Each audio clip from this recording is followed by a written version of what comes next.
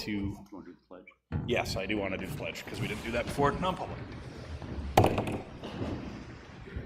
I pledge allegiance to the flag of the United States of America and to the republic for which it stands, one nation, under God, indivisible, with liberty and justice for all. So do we have anyone that wants to speak during public comment number 1? Seeing none, we will move along. Okay, so for those who are not familiar with the new microphones, people at home will actually be able to hear you, which will be fantastic. When the light is red, you are not transmitting. That doesn't mean somebody else's mic cannot pick up side conversations. These are much more powerful than what we have had before, so use caution. So if you are going to talk, you hit the button once, turns green. So if you leave them here, you do have to speak down to there, and the reason that is apparently the new microphones pick up very well on the camera systems and the TV, but you just want to make sure it projects to the audience, especially if you're on that side and speaking this way. If you're not speaking into the microphone, it's not projecting back to the other members that are here for them to hear you. So some people during the meetings, they were just kind of holding on to it, and then they would speak to it like this. Try not to get it too close and blow out everyone's eardrums, but it's going to be a learning curve. It's going to be complicated, so I'm sure numerous times we'll tell you, turn on the mic, especially Glenn. And then when you're done. And yeah, when you're done speaking. Any questions? Just a little further away. When too many of them are on, you'll start to get feedback. So if you start to hear a pitch or anything like a whine, just look down, and if you have a green light, turn it off. Yeah, it would be much easier if we could just leave them on, but we will get feedback. Not positive feedback. Okay, so we have our, let's see, planning board. We have Glenn Greenwood wanted to bring something to our attention.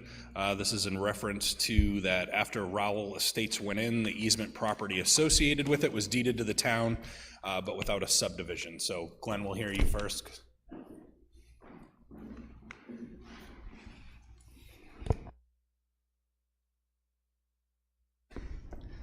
Good morning. I hope you can all hear me. This is, I don't know why this has happened, but it has happened, and it was brought to my attention, and so I need the Board of Selectmen to give me some direction. The land that was associated with Rowell Estates, the 90 acres, was approved to be roughly 20 acres with the development, and some common open space between the buildings and around the buildings, and then 70 acres of land placed in conservation easement. That happened. The plan was approved in 2005 by the planning board, with that being the way that it was approved. And then the land was, an easement for the 70 acres was given to the town, with the Conservation Commission being the stewards of it, in 2006. And then about a year later, an actual deed for that 70 acres was given to the town. Now, at the time, I think the people receiving the deed, and when I say the people receiving the deed, it was the Board of Selectmen. I'm assuming, thought, oh, this was what the plan was all along. But it wasn't. And so now we have a deed to property. We have really odd tax cards. If you take a look at the tax cards for the properties at Rowell Estates, they seem to reflect that it's still the 98 acres, which it hasn't been for decades now. And so I'd like the Selectmen's permission to talk to Huddy about it, to see. I think we need to do a subdivision, and if we're doing a subdivision, it doesn't come free. Someone's going to have to pay for the survey. The last survey work was done by an individual who I believe is still practicing, so it may not be overly expensive because he may not choose to go out and resurvey. He may feel comfortable with his work. But I think we need to investigate that, and this may be a tempest in a teapot. Nobody has asked about this in any way in 20 years. But if there's liability, and if somebody got hurt out there on the property, and it looked like we owned the land, but we never did a real subdivision, so it really still belongs to the development corporation, which probably is out of business, it would just be a tangle. So we should fix it now that we know that it's a problem. So the first step with that is talking with Huddy and seeing if there's an avenue we can take other than subdivision that can address this and make the problem no longer be a problem. Members of the board, anyone have any further questions or suggestions? I mean, I think that's the right step to do because, I mean, as Glenn said, I mean, going back, I mean, just trying to remember this whole process, I don't remember all the details. I remember the conservation easement part of it. I honestly don't remember if it was proposed to be a subdivision at the time. Do you remember, Glenn? It never was. My belief It was just an easement. I'm sorry? It was just a proposed easement. Correct. For conservation purposes. Correct. Because wasn't this developed under our conservation our innovative ordinance? It was developed under innovative zoning, and the condo aspect of it all got finalized with condo docs and a condo plan in 2006, about 18 months after the planning board approved it. And I think at that time, whoever was in charge of the development said, why are we saying these people are gonna own 1/40th of 98 acres? When we can have them own 1/40th of 20 acres, which is what their deeds say they own, and just give that conservation easement to the town, fee simple. And I think that's what happened. A property deed got registered.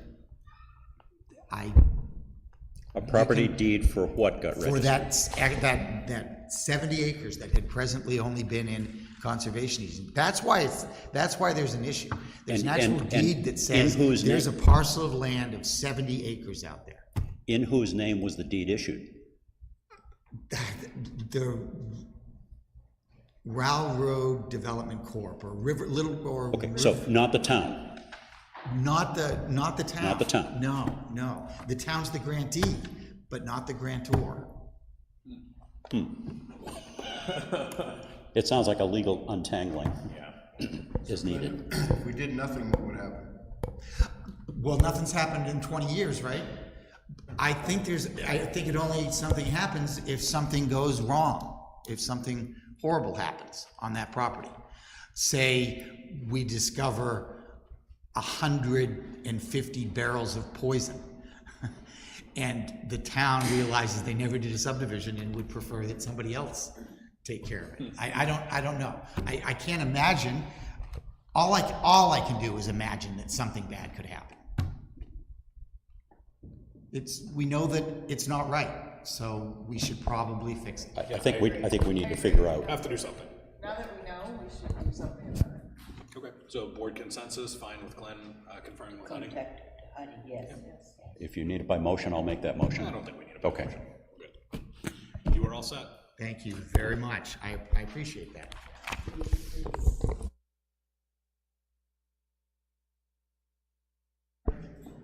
Glenn?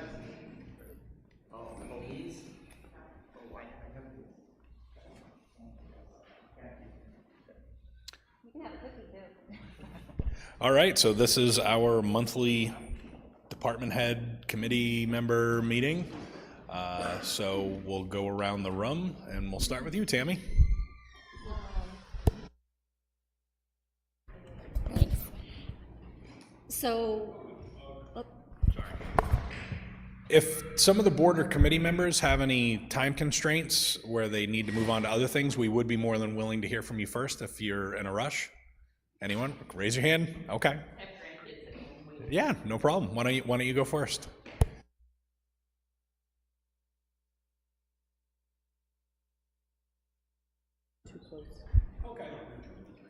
Susan Prescott from the Historic District Commission. Just have a few of these if you want to pass these around. We just have a, I'm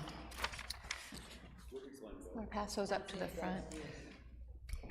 I'm sure you are all aware that we've, in the Historic District Commission, we've been not really struggling, but just working out a few bugs as far as the way we've always done business, mostly concerning jurisdiction over use. We've just been trying to come up with a way, because town council has told us that HDC really shouldn't be having jurisdiction over use. So Glenn Koppelman and I have been talking about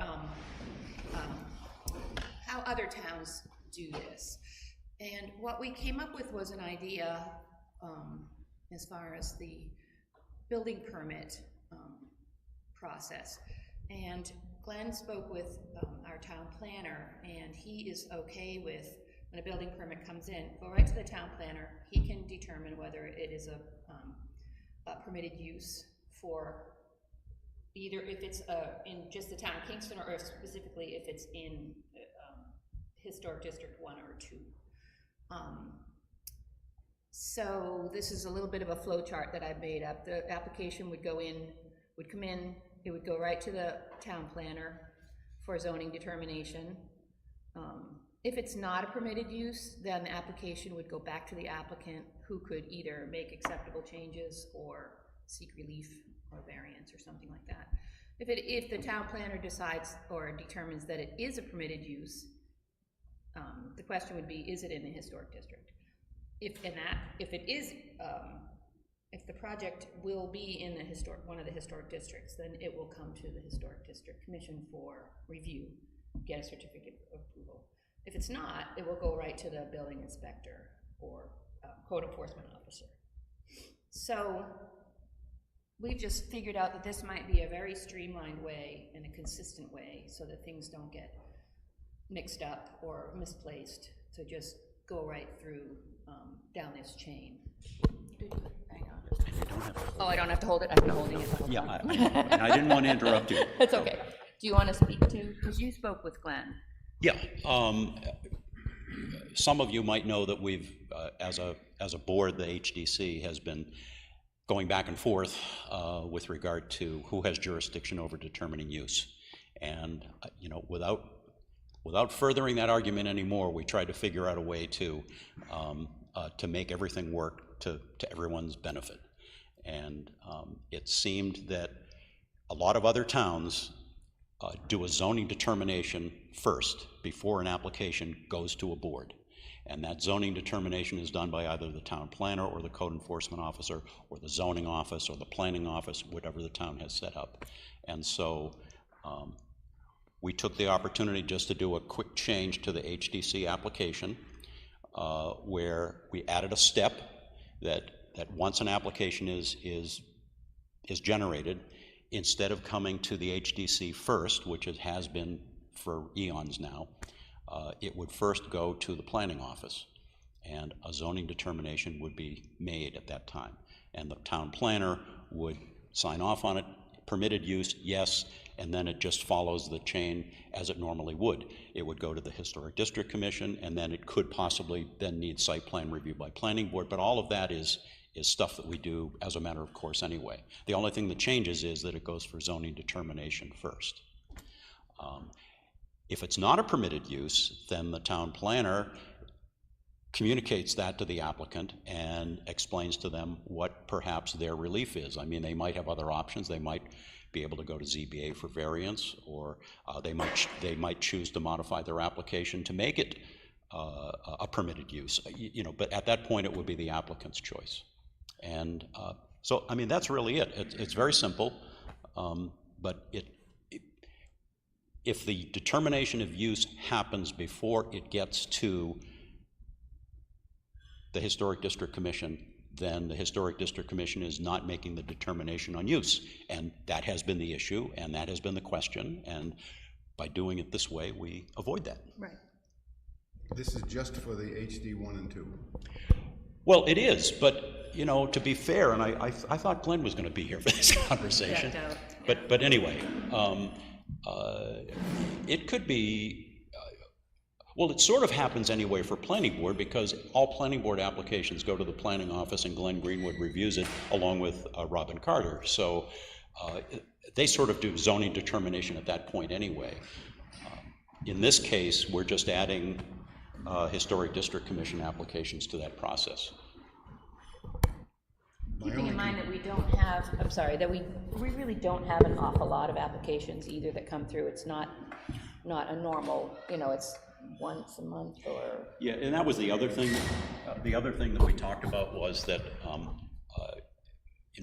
by doing this, would it create an additional burden on the town planner and the planning office beyond the contracted hours and responsibilities that they already have?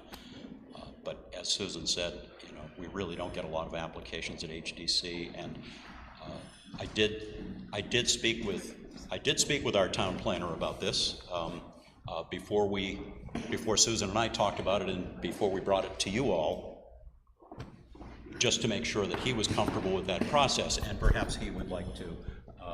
You have your own tool there too.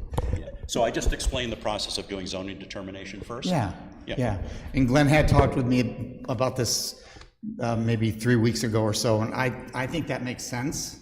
I'm here frequently enough, I believe, for applications not to sit around unattended for very long. So it seems like a proper thing to do. I mean, you're here twice a week in Twice the a week. office? Yep. Yeah.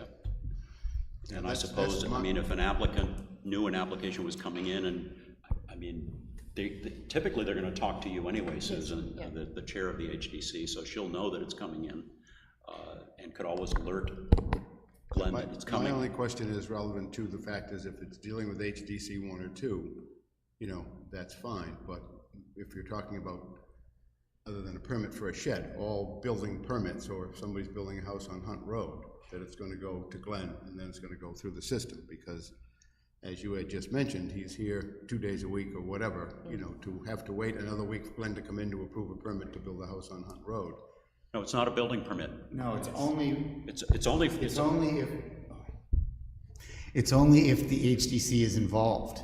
Okay. Right, and it's was not our the, discussion. yes, and It's a question of zoning. It's not the building permit, it's the application to the board.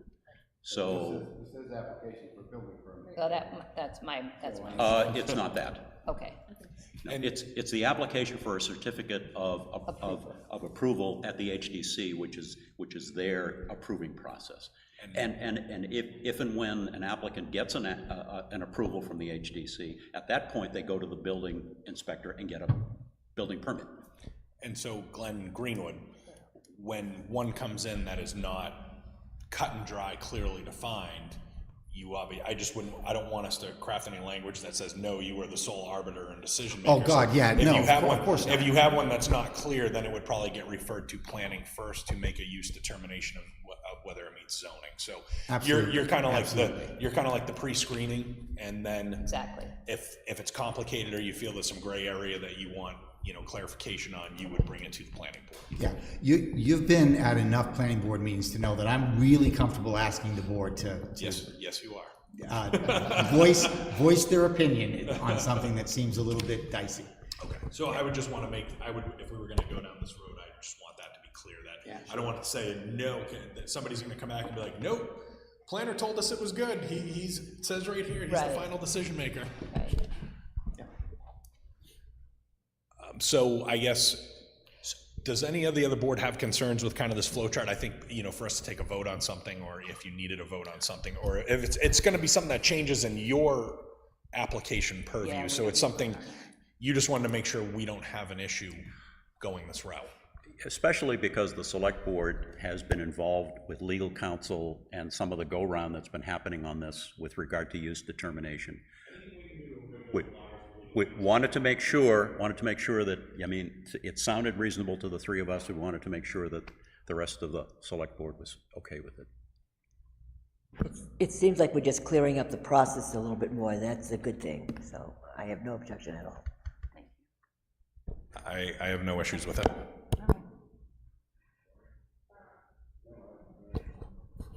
So I guess what we'll have to do is just talk with the office staff downstairs and just let them know that when something comes in for HDC, it has to go to planning office first. Right.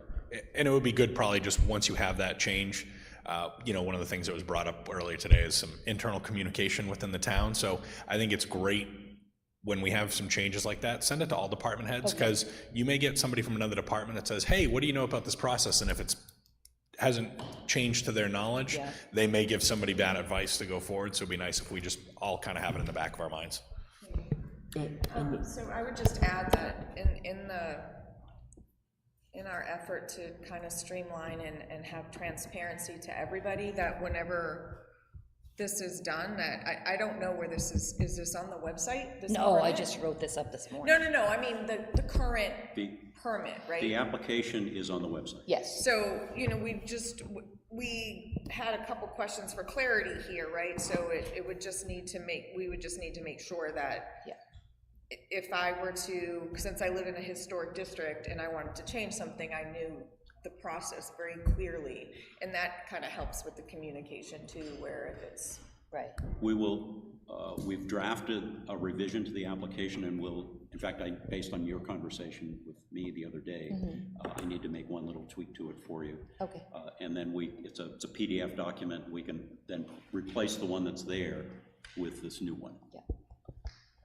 We also talked, just one more little thing, we also chatted about the fact that new homeowners, especially in the historic district, need to know, like, the chain of how to do this too. So we may put, right, we'll consider putting some sort of a step-by-step chart. What do you do if you need a certificate of approval? Who do you go to first? Because that's been a small issue of confusion over the years as well. So we just need to tidy up our little section of the website. Okay, great. Okay. Thank you. Thank you. Thank you, gentlemen. Any other committee members that would like to go first if they have other pressing issues? All right, back to Tammy. Good morning. We have 13 dogs that are unlicensed still in Kingston. Officer Harvey is working on that. Most of them are waiting for an appointment with a vet to get a rabies vaccination so that we can get that taken care of. We have $490,000 left in taxes to collect. Camp is done, so we, I think, had a very successful trial of sending someone from my office down there twice a week, and we may do something different and may have her go a third time, but at night. But it was very successful getting the payments for both us and for the parents. As far as elections, I did go up to observe the 3 tabulators that the Ballot Law Commission is looking at to replace our old tabulators. There was protesters there. Sorry. There were protesters within the building. It was very interesting. And I will keep you updated as to what they will decide and who's going to pay for it, because all that is up in the air right now. But that's something we're going to be having to replace next year. And that's it for my department. So I know you did receive some spirited phone calls last week as people received their tax reevaluations. When I went home and got mine in the mail, it said from the office of the select board, and I'm like, oh, I didn't even know these were going out. So I think there were a lot of folks that were surprised to see that go out, and that's kind of just one of the internal communication pieces we want to work on, is that obviously it would have been great if Tammy's office knew that these assessments are going out, because, you know, it says from the office of select board, but then there's a number for the assessing company. But when people are upset and angry about their taxes, they are going to call the tax collector. But it would have been good if we had some time to prepare. I posted some stuff on social media as soon as I got mine, because I'm like, this is, you know, people are not going to be happy.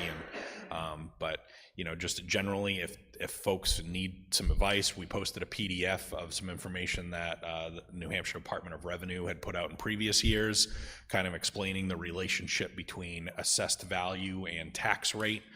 So, you know, when some people are getting increases in the 50s, 60s, and 70% of their home evaluation, that doesn't mean that's how much your taxes are going up, because we have to set the new tax rate based off of the full town assessment once it's complete, as well as information that's presented by the DRA and the tax obligations that the citizens have already voted on by the townsfolk. So You know, for me, it's like, I like when the value of my property goes up. I don't like when my taxes go up, but I like using the equity in my home to do other things. So there are actually positive things when the assessed value of your home goes up. And let's face it, the market's been crazy, and that's why we're seeing such crazy increases. But right now, currently the town-wide average is 57%. I'm hoping we can update that every couple of weeks, because for a lot of folks, if you can compare what your percentage increase was to the town's average, that'll tell you whether or not you may be seeing an increase based off of that evaluation. And there is no doubt there will be some people that I'm sure will see increases in their taxes. There are some that could have reductions based on the shared tax load of how it's calculated. So if anyone has any questions, we did post that PDF flyer from DRA on the town's website. And I think at least some folks are a little bit more prepared to answer questions at this point, knowing that this information is out there. The NHMA had a really good article too, so I printed that off. So, yeah, we did receive a lot of phone calls, a lot of people that were upset. And Phil's mother thinks she has to go get a job, so. Is Phil hiring? You hiring? Yeah, any communication, if you think something in any way will affect someone else, please just send an email. It's like we all have each other's emails. It'd be helpful.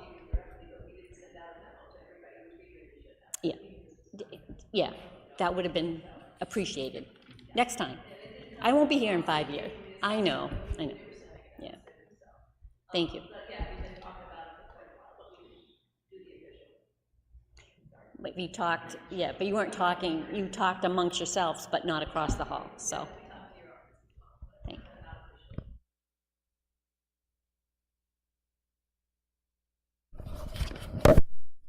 you. Good morning.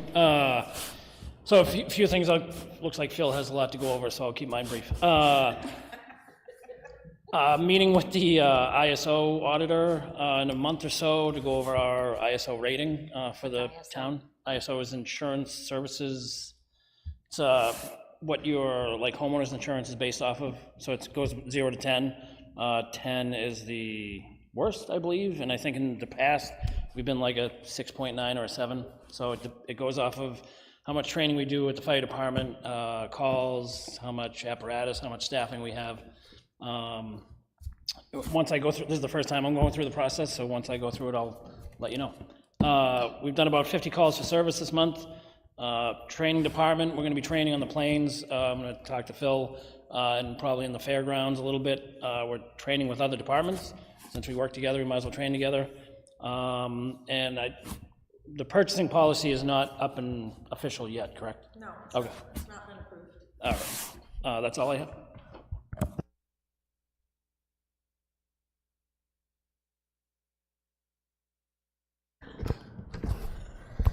All right, so I've been going over the budget, and starting to get everything ready to give to the departments for 2024. I have meetings with some of the department heads this week, and then I'll try to get more next week.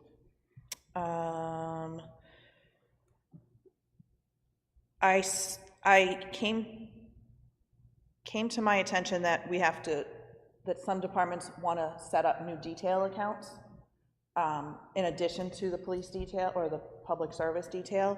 And so we have to wait until the voting happens in March because it has to go to the voters for approval for that. Because right now all details go into that one detail fund. And then just one request from me is that POs come to me before they go to downstairs, because I find sometimes that things aren't filled out, and we need to make sure that they're filled out prior to getting approved, because they won't get approved. And that's it.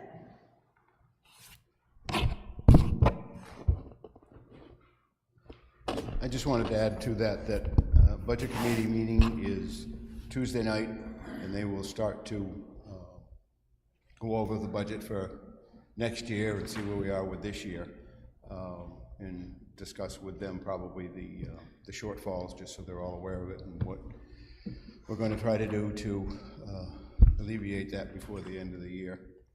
And on September 11th, the selectmen will be scheduled, we're gonna run the budget as we did before, the full budget, so we can see where we are as of September 1st on any items that we continue to be short on or over of, so we can get an idea where we're gonna might end up at the end of the year.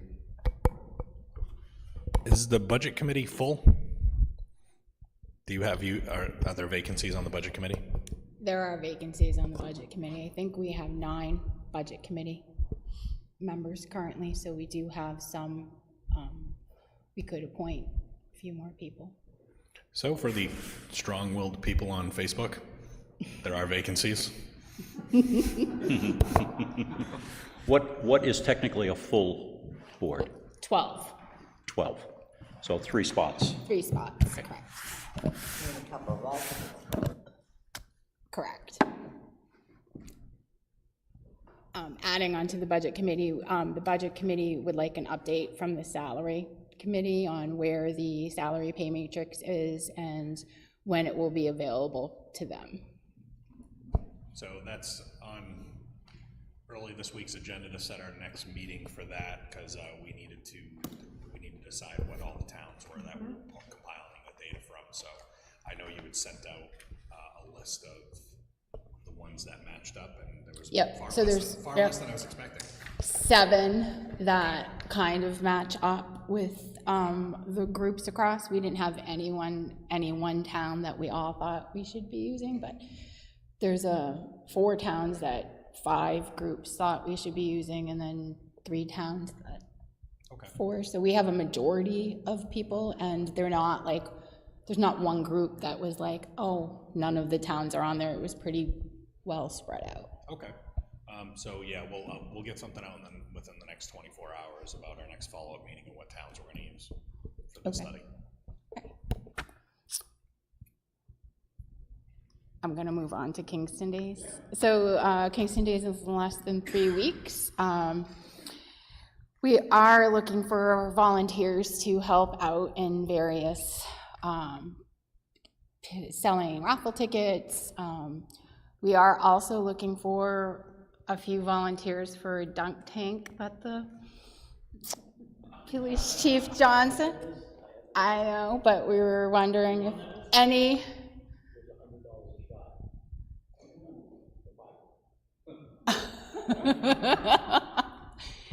We just wanted to see if anyone else would like to be into that dunk tank.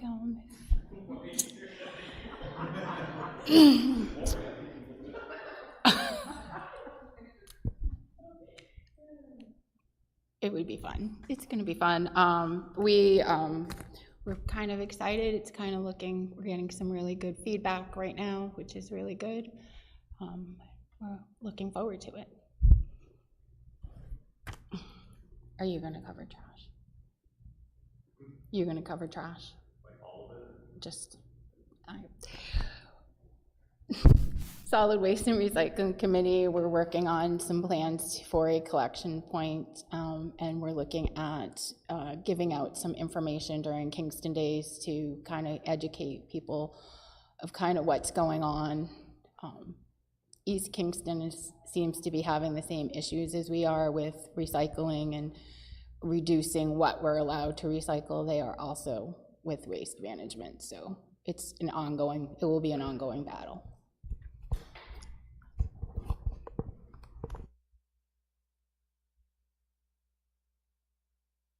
Have the costs for recycling gone down with people being more aware we're not supposed to put glass in there? Has that been effective at all? We really only have one.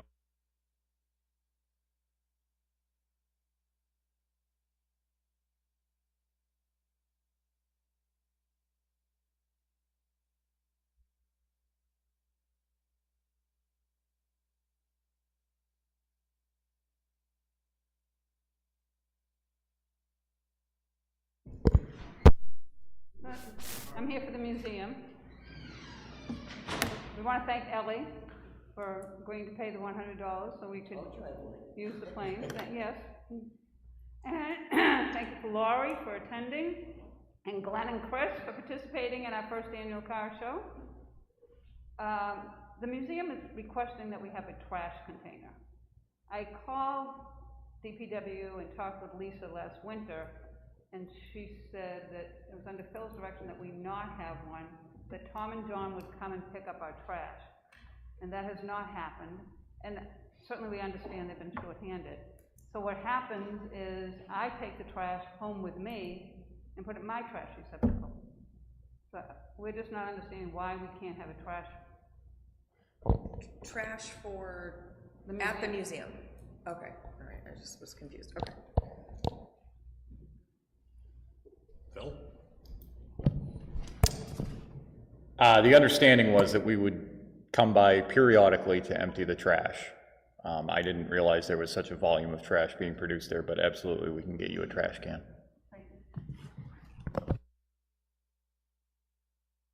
Anything else? All right. Recreation. Good morning. I want to thank Tammy and Caitlin that she understated how helpful it was to have Caitlin there. It also helped the counselors, which helps the kids, helped me, the parents, everybody. It was just incredible, and I'm sure it'll get better every year, but thank you very much for that. Thank you to Susan for her wonderful singing yesterday. We had a small but lively group of people at our first, we moved the music on Sundays to the rec center so that we could have access to bathrooms, and What's the Scoop donated ice cream, which was very good. So we're have another one this Sunday with Corey Mom, same bat channel, same bat time, 4 o'clock on Sunday. Senior lunches have been going very well. They're all filled every week, or every time we go, every month, with some people on a waiting list, so those have gone very well. Camp finished last Friday. First camp I remember in many years that something didn't happen on the last day that was consequential, and very smooth. They did a great job. It was a really good season. We have a trip going to Lake Winnipesaukee, which is full, coming up in October. I'm going to restart the cards day, where they probably on a Friday morning coming in and just having some coffee and a snack and chatting and playing whatever cards you want, or just chatting, just giving people a chance to get together. There was a pickleball issue that person moved to Mississippi, I think permanently, so we should be good. And I don't know if we're talking about the court now, or it looked like maybe it was later on the agenda. Later. Is that for an event permit or something else? Well, we're Under new business. Yeah, we were talking about, we can talk about it under new business, but it was to talk about potentially more a court outside for pickleball and other things. Okay. Yeah, we'll bring that up in new business.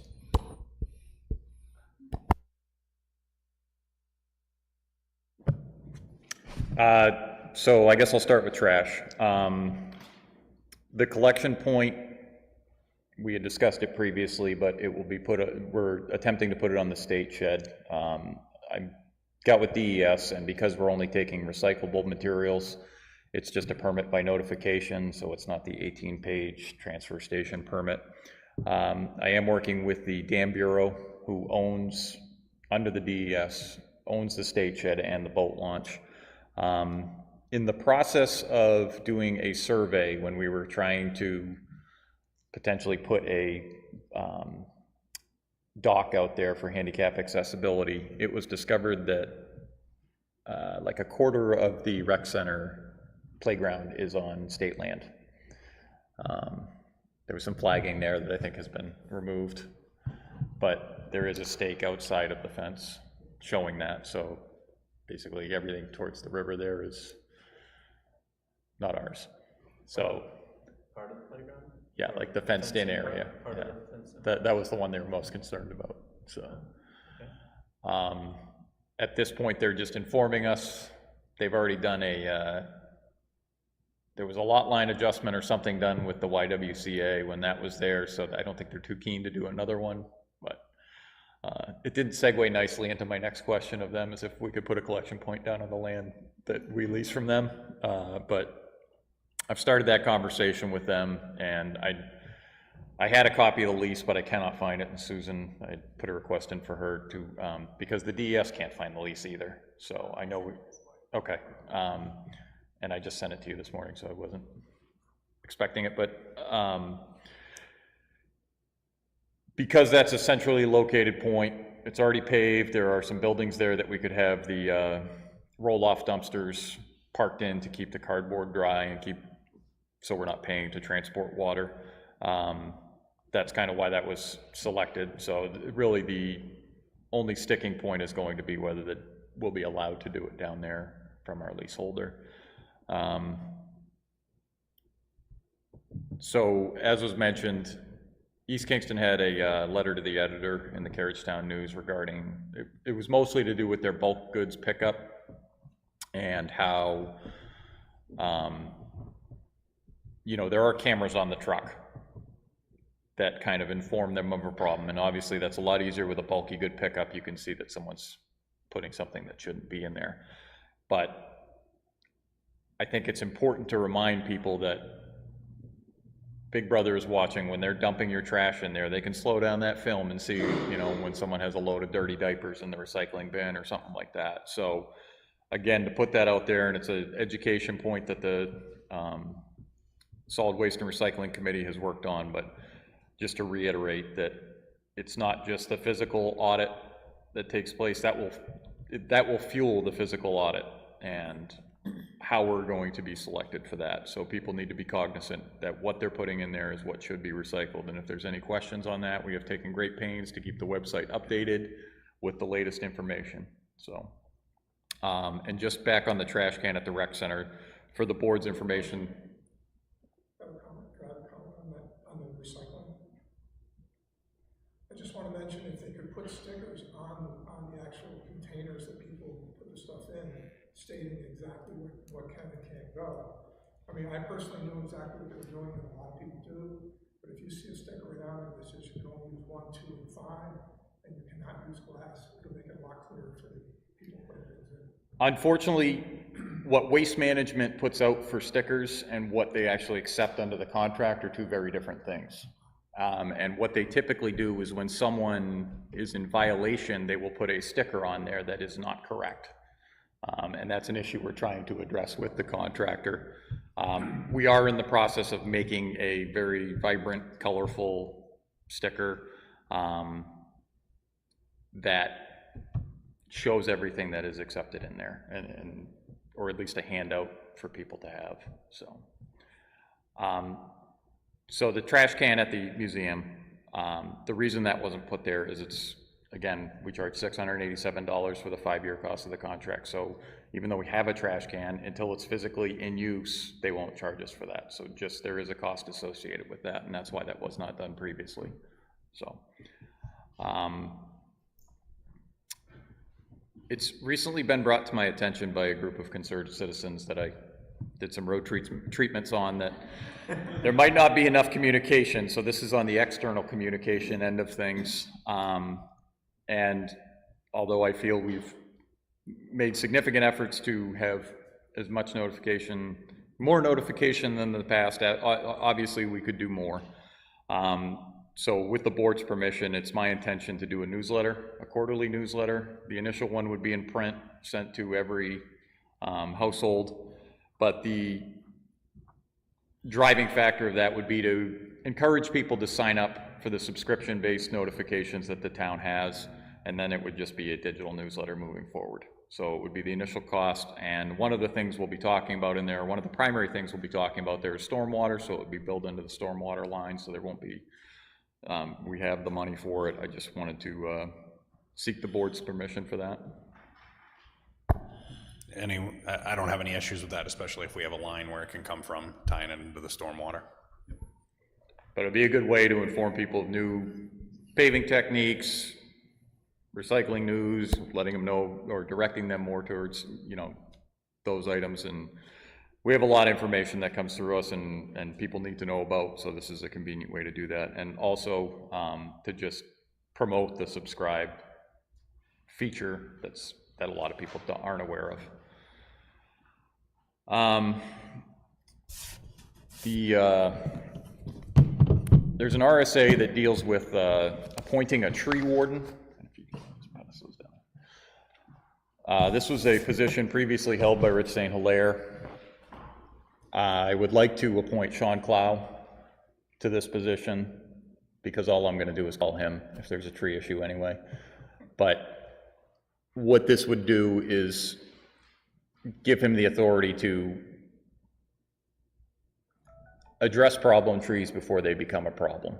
A lot of what I'm doing in a storm is addressing down trees or blocking off a road, putting signage out. So anytime we can be proactive on this, he would also be on call for tree emergencies to respond to them, which happen on a bright sunny day even. You know, we have to go out and respond to those. So obviously I know I'm just hitting you with this, and if you want to look it over and discuss. I've got one question. It does say that the individual needs to have certain qualifications, and does the person that you're anticipating doing it have those qualifications? Yes. Sean worked in tree service for over 15 years. He is our bucket truck operator. He is very, very, very competent in arbor work. Being this is an appointment, if the board feels comfortable, we'd probably need a formal motion to appoint. I should point out here, Rich did get a stipend for this position. That was going to be my follow-up question. As this is an on-call position and an external duty from his current duties, I do feel that should be awarded to him. And is it in your budget? Well, one of the upsides of not having half my force in over the summer is I've got enough in the salary line item. But we do have to account for the fact if you are fully staffed and we go to a default budget and it's not in there, where does the money come from then? Well, what I need to do is get with Paul and find out what Rich was compensated for this in the past. Then I would want us to just, I would want us to know it's appropriately budgeted for before we vote on an appointment, because if he is entitled to a stipend that was previously done, that would be appropriate, but I just, everything that's been going on, we have to check the finances of it. Absolutely. Then I'll withdraw my motion at this time. Yeah, and my second as well. Phil, with this, as a tree warden for the town, is it a majority of the work is for the town property, or could he be asked, or you be asked for him to go out in a, if we had a storm or a public area, or if somebody has trees that don't look good or whatever, would he be doing that also? Well, we get calls constantly about people who want us to do tree work in their yard, but this is limited to the town's right-of-way and town properties. But the gray area in that is when doing road work, the town is, our workers are protected within the town right-of-way, but the cemeteries are kind of a gray area in that. This would give him the authority to be working in those areas, to be working on town property. The cemeteries are kind of the grayest area of that because they're not, some are technically town property, some are definitely not. Even though we manage them, they're under other trusts and things like that. So that would be the primary reason for doing this, but it would be just within town right-of-ways and town properties. And then the final item I had was we've started with the software integration with iWorks, and just to clarify that, will that be a budget line item moving forward for my department next year, or are we going to do a certain amount paid out of the ARPA funds? My understanding is we did it as the term of this first contract fully through the ARPA funds, so you wouldn't have to account for it as a budget item until that is expiring. Okay, great. That's all I got. Yes, and the reason we did that is to allow, if the program, you want time to evaluate the program and see if it's worth the cost, and then you can plan for and budget accordingly if it's something you want to continue.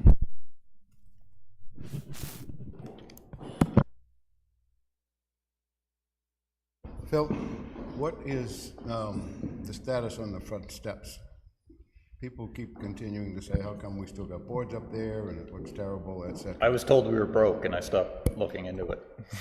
That is accurate. But what's the, is it the mortar coming loose, the stones seem intact, like what's the problem, they're just loose? So,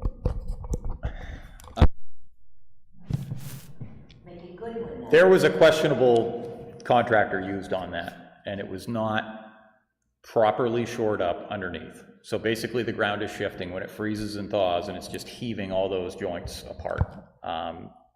You know, we closed off the front steps and we remortared the sides just so nobody lost a high heel in there or anything, but that's gonna continue to be a problem, and anything you do out there, you're going to need to stabilize the underlay, you know, underneath of it. And so it's gonna be a big job, because I think what was done previously is they just kind of took off the bricks that were on there and tried to salvage what was underneath, and that didn't address the problem. So yes, we do have some materials that we could certainly reuse for that project in the granite, but it's gonna either have to be something, regardless of what it is, there's going to have to be shoring underneath of it to keep it from moving. Have you gotten any pricing on it at all yet? Nope. Would it be in the best interest, and maybe it's a little early to have some idea of pricing in case that wants to go to a warrant article? I mean, we can't leave it that way forever, in my opinion. I think a lot of things may end up going to warrant article this year because we won't have it in the budget if people want to have it. Is it possible to have somebody start to take a look at it and have some idea on pricing, rather than running around in January trying to figure it out for a warrant article? I'm totally on board with that. I just, again, I was given the direction that we wouldn't be doing town hall upgrades and renovations, so I kind of stopped on that project, but I would be happy to get some numbers together for a warrant article presentation. Yeah, it's been one of my bones of contention that we've had it under construction for almost 4 years now. And it's my understanding, when Rich and I had talked about it at length, that it literally needs to be dug totally out. That the foundation for the building is not secure enough to have the type of steps we expect to have in the front. So it is a costly project, and to me, it makes sense to go to warrant on this one and let the people decide if we want to spend that kind of money. Because it's going to be tens of thousands of dollars, no question. Which means that we probably should get some cost estimates so that we can put some numbers together for a warrant article. Yeah. Right. I love chasing prices down and everything like that, but there's about 800 other projects going on. So when I found out there was no funding for it, I wasn't going to waste any subcontractors' time or my time chasing something that wasn't going to happen for the near future. So happy to get those numbers together.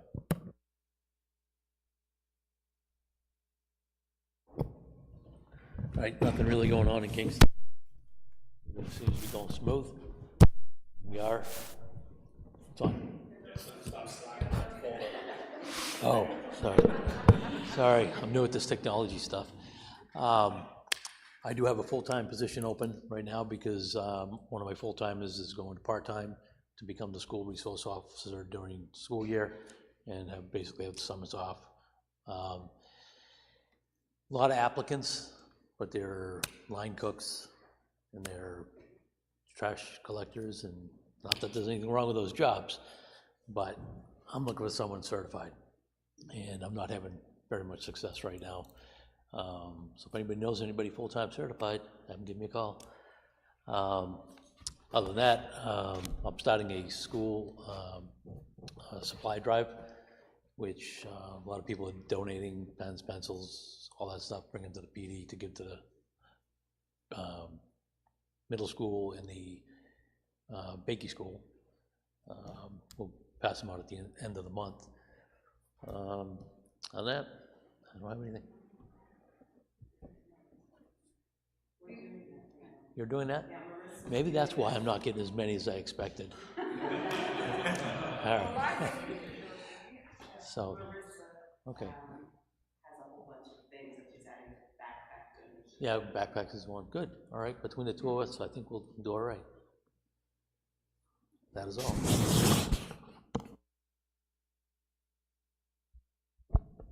You want Yep. Yeah, we gotta get back. Yeah. You are. Just.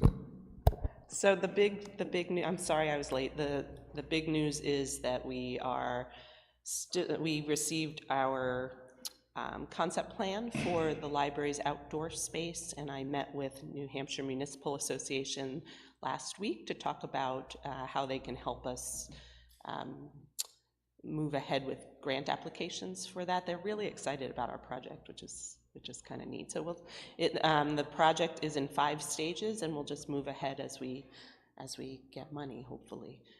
The library is thinking of starting a foundation to seek private donations, and I will be pursuing grants.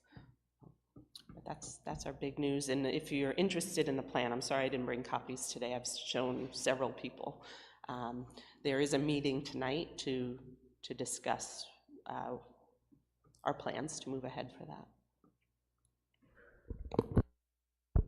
Mr. Barlow, did you have anything? Chris, I have one thing. I'm not sure if this is the time or the place, but Joe Thompson passed away several years ago. He was our electrical inspector for years and years. And I don't know that we ever did anything. We did have a dedication in the annual report, but I think it might be nice to, because he was very involved with Kingston Days, to plant a tree in his memory during Kingston Days. We had one for, You got to check with the new arborist. well, Hey, listen, the fall is a great time to plant. just a suggestion. I have a question about which I assume is a dead tree, the large tree in front of the fire station. Are there plans to remove that? Yes. Good. I just don't want it to fall on your beautiful fire station. No, it's actually leaning the other way, so we're safe. Okay.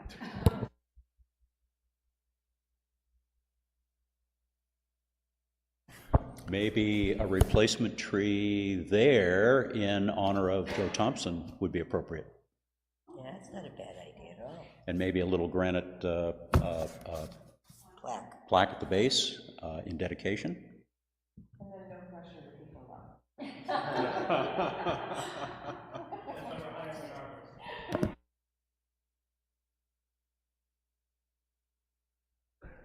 Lynn, anything from you? No. Peter Coffin? No. Anyone else? Okay, I do have just one thing for department heads and the board as well. I was approached by somebody who has a young person in their home that made some poor decisions and is looking to fulfill 30 hours of community service. So if any department heads want to reach out to me directly, if they have some things that might be age appropriate for a high school person to engage in, maybe some volunteer time at Kingston Days. I don't know if they have their operator's certification, but I am well aware that one of their parents is a very good framer, so there may be some carpentry skills as well. But I'm sure we could probably get some volunteer hours at Kingston Days. So I just want to make sure So, well, I just have to follow up with juvenile probation parole to make sure that these type of things would fulfill the needs that they require to have certified by the state and what limitations there may be on what they can do. So I just wanted to put that out there.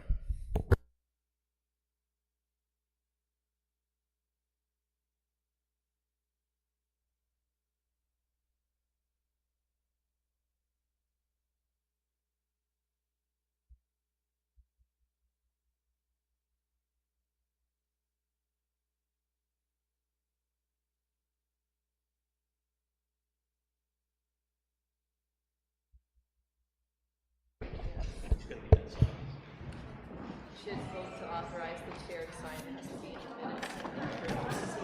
the minutes. Oh, okay. You need a motion. So yeah, so for those that don't know what this is, highway safety grant, this is for additional enforcement.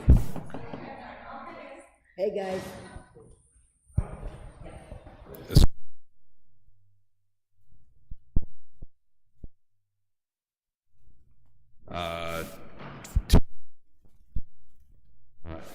you'll obviously get an award letter once it gets processed. So we would need a motion to authorize myself as the chair to sign all documents and paperwork necessary of the Office of Highway Safety Grant Agreement 24-097. So moved. All in favor? Aye. Any opposed?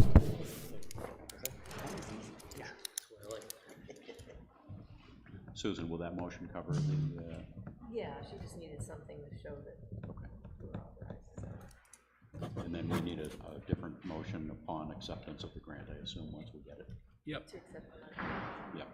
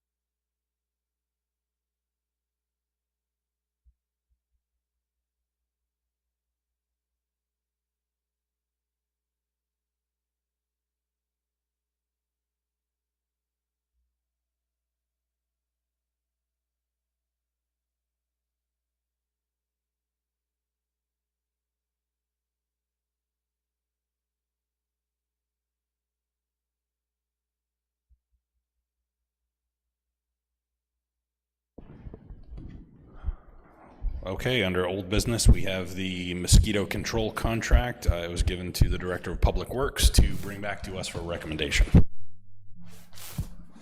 After reviewing the proposals, our current provider, Northeast Vegetation and Mosquito Control, was the low bidder, and they also stayed the low bidder throughout the proposed contract. The other one had a 3% escalation in there each year. So I would propose that the board utilize Northeast Vegetation and Mosquito Control's proposal. What was the amount?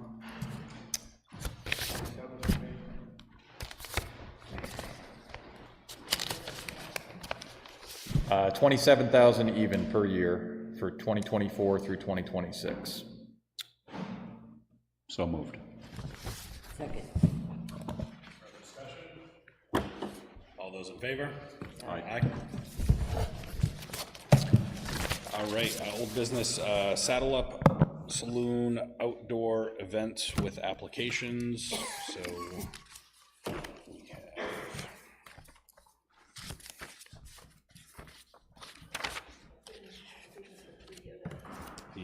so they are listed as the following. There's a bike night with the acoustic music on 8/22, so tomorrow. And he did indicate he was going to be putting that in when he spoke with us last. And between the hours of 6 p.m. and 10 p.m.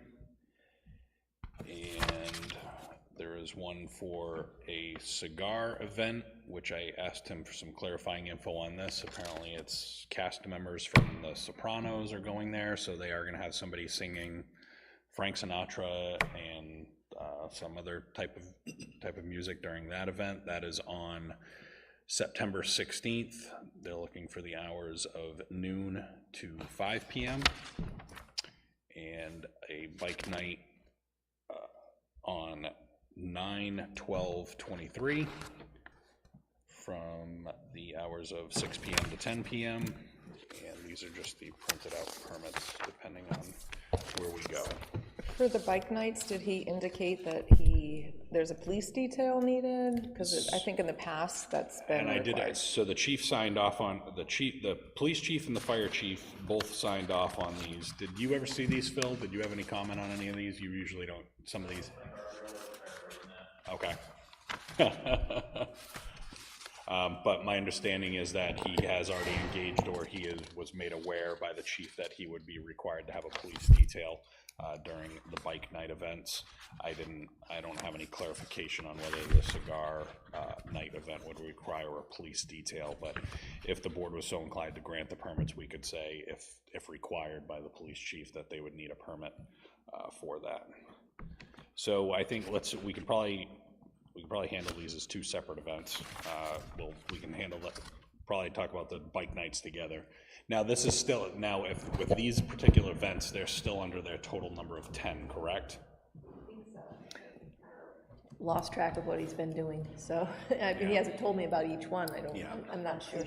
This brings about 7, I think. So, but I thought. But there were 2 that were held that permits never got done in time, so. Right. So. But I think his original request was a specified period. It wasn't until you run out of 10. I think it was, we bounded it, if I remember correctly. The initial one with the 10 was, but it was, yeah, he said he wanted like kind of the grouping of 10 to pick up for the acoustic music stuff, but then he said he was gonna have these other bigger events, and we explained to him that, well, any other events you're granted, They're gonna count towards that 10.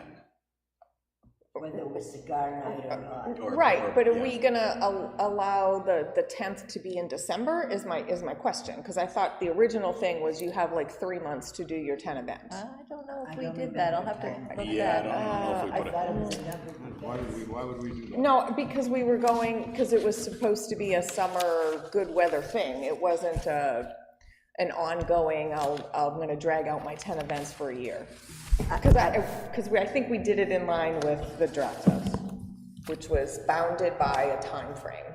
But any business that wants to have entertainment in December and they want to have a Christmas party or whatever you want to call it, obviously they have to apply for it, but there could be any restaurant in town.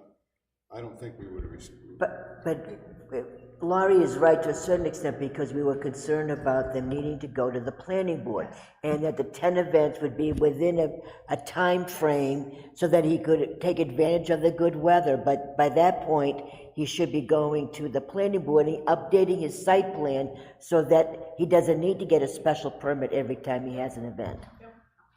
I think Lynn's got something. Lynn Merrill.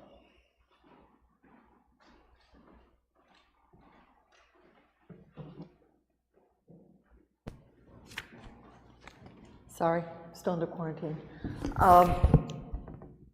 When this came before the planning board before, the planning board said that all events were to be the purview of the Board of Selectmen as part of the event process that went through the town, and that there were to be no events in any, they couldn't have anything regularly every week outside, but if they wanted to do special events, they could go into the special event permit that the selectmen had. So there shouldn't be any reason for them to come back to the planning board as far as I see it. Oh, except that it's been the feeling, at least by some of the select board members, that the applicant has been using the special event process to avoid having to go back to the planning board for regular, to have a regularly scheduled thing as part of their site plan. Correct, and the planning board denied that when they came before us before. We did not want anything regularly because of the abuse of the sound and everything else that had been happening, that everything needed to be on a one-time basis through the event process. And that was part of the ruling that we made, if I remember correctly. And in this case, and this is why, because the special event requires a date.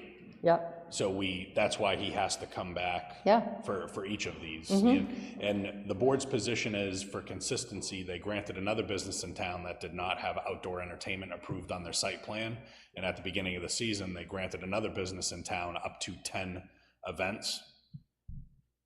Okay, so you didn't follow your own you didn't follow the precedent and policy that had been in place then. So the board had already authorized another business in town, and to tell one business that they can have a certain amount of events, but we explained to that business, as well as we've explained to this applicant, that after this summer, that is your, if this is these are uses you think you want to make a regular happening, because they're not just one-off events, they're occurring regularly throughout a period of time a year, that they would need to go back to the planning board. We advise both businesses of that, that they would have to go back to the planning board if they wanted to get an amendment to the site plan, and that at least this board's consensus is that they would not grant this type of perpetual activity because it is looked at as circumventing the site plan.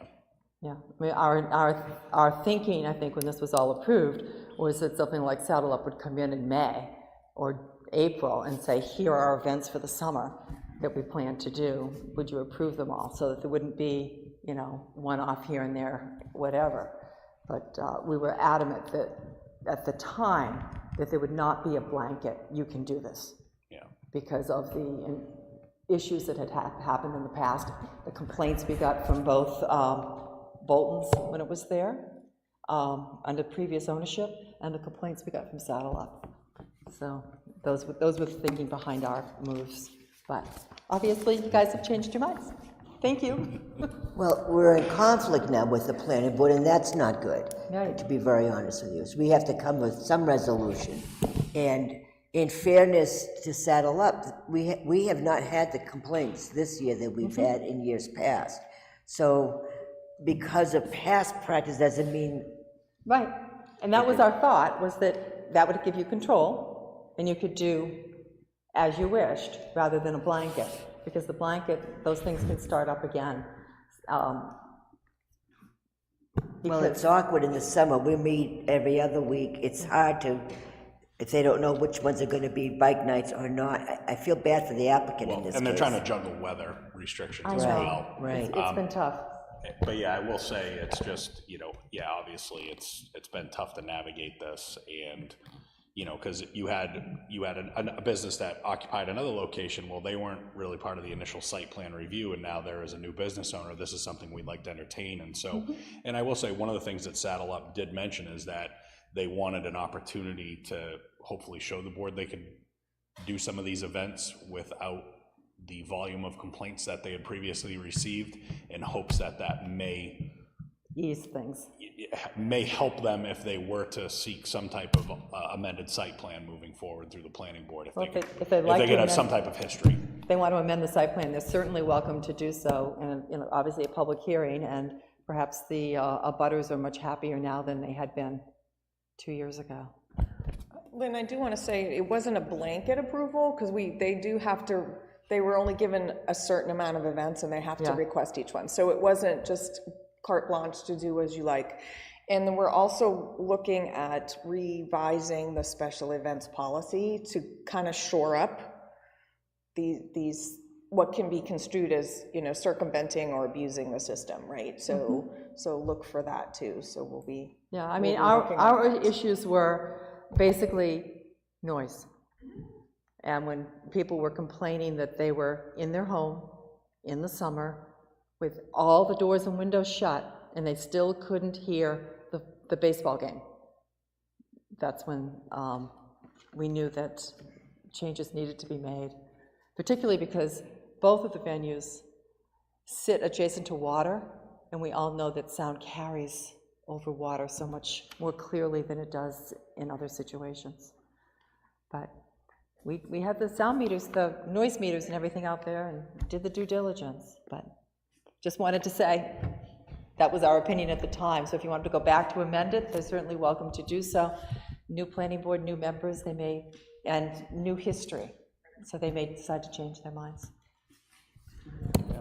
So I'd say let's probably vote on the two bike night events first, because those are the two those are too similar, and then we could look at the cigar event as something separate. So he's looking for the bike night activities, which I did ask clarification. That's where, you know, he sections off the parking lot, so it only allows the bikes to park in the parking lot, and that's part of the reason for the police detail there. And I did, when he held the first one of these bike nights, there's always concerns about the motorcycles revving their engines. So I had a couple people that I knew that were going down to the event, and I asked them to pay attention to a couple things for me. And one of the things that I believe is out of control of the site is that a lot of the noise from the motorcycles is coming from as other bikes drive by and they see a bike event, they're pulling in their clutch and winding out their bike, and so some of that noise isn't actually coming from the site. Because I explained to the applicant at the time, and when I talked to the police chief and the folks there, I go, you can't, if they're on the property revving the engines and stuff like that, that's not gonna look well for the, so the people that I confirmed with, a lot of the bike noise was coming from passerby motorcycles. So I think that's just one thing to take into consideration. And I know, like, yeah, they're doing it because the event's going on, but how can you hold the site accountable for that? But people can take their own interpretations of that. So we have before us, we'd be looking for a motion to accept 2 special event permits for bike nights at Saddle Up Saloon. It would be August 22nd, which is tomorrow, as well as September 12th. Further discussion? All those in favor? Aye. Aye. Opposed? Opposed. Any abstentions? Okay, so those 2 are approved. The other one we have before us is the cigar event with music, and that is on September 16th between the hours of noon and 5 p.m., pardon me. Is that in Saddle Up, or is it in the business? It says Saddle. This is for Saddle Up, but it's a cigar event. In the cigar lounge next door. Doesn't say. But they came. They've had it on Facebook a few times. It looks interesting, but my guess is it's a soprano. Sorry. My soprano simulation. Yeah. So, I don't know, sounds interesting. Do we have a motion? I'll move that we give them the permit for that and see how it goes. Any discussion? All those in favor? Aye. Aye. Opposed? Opposed. Any abstentions?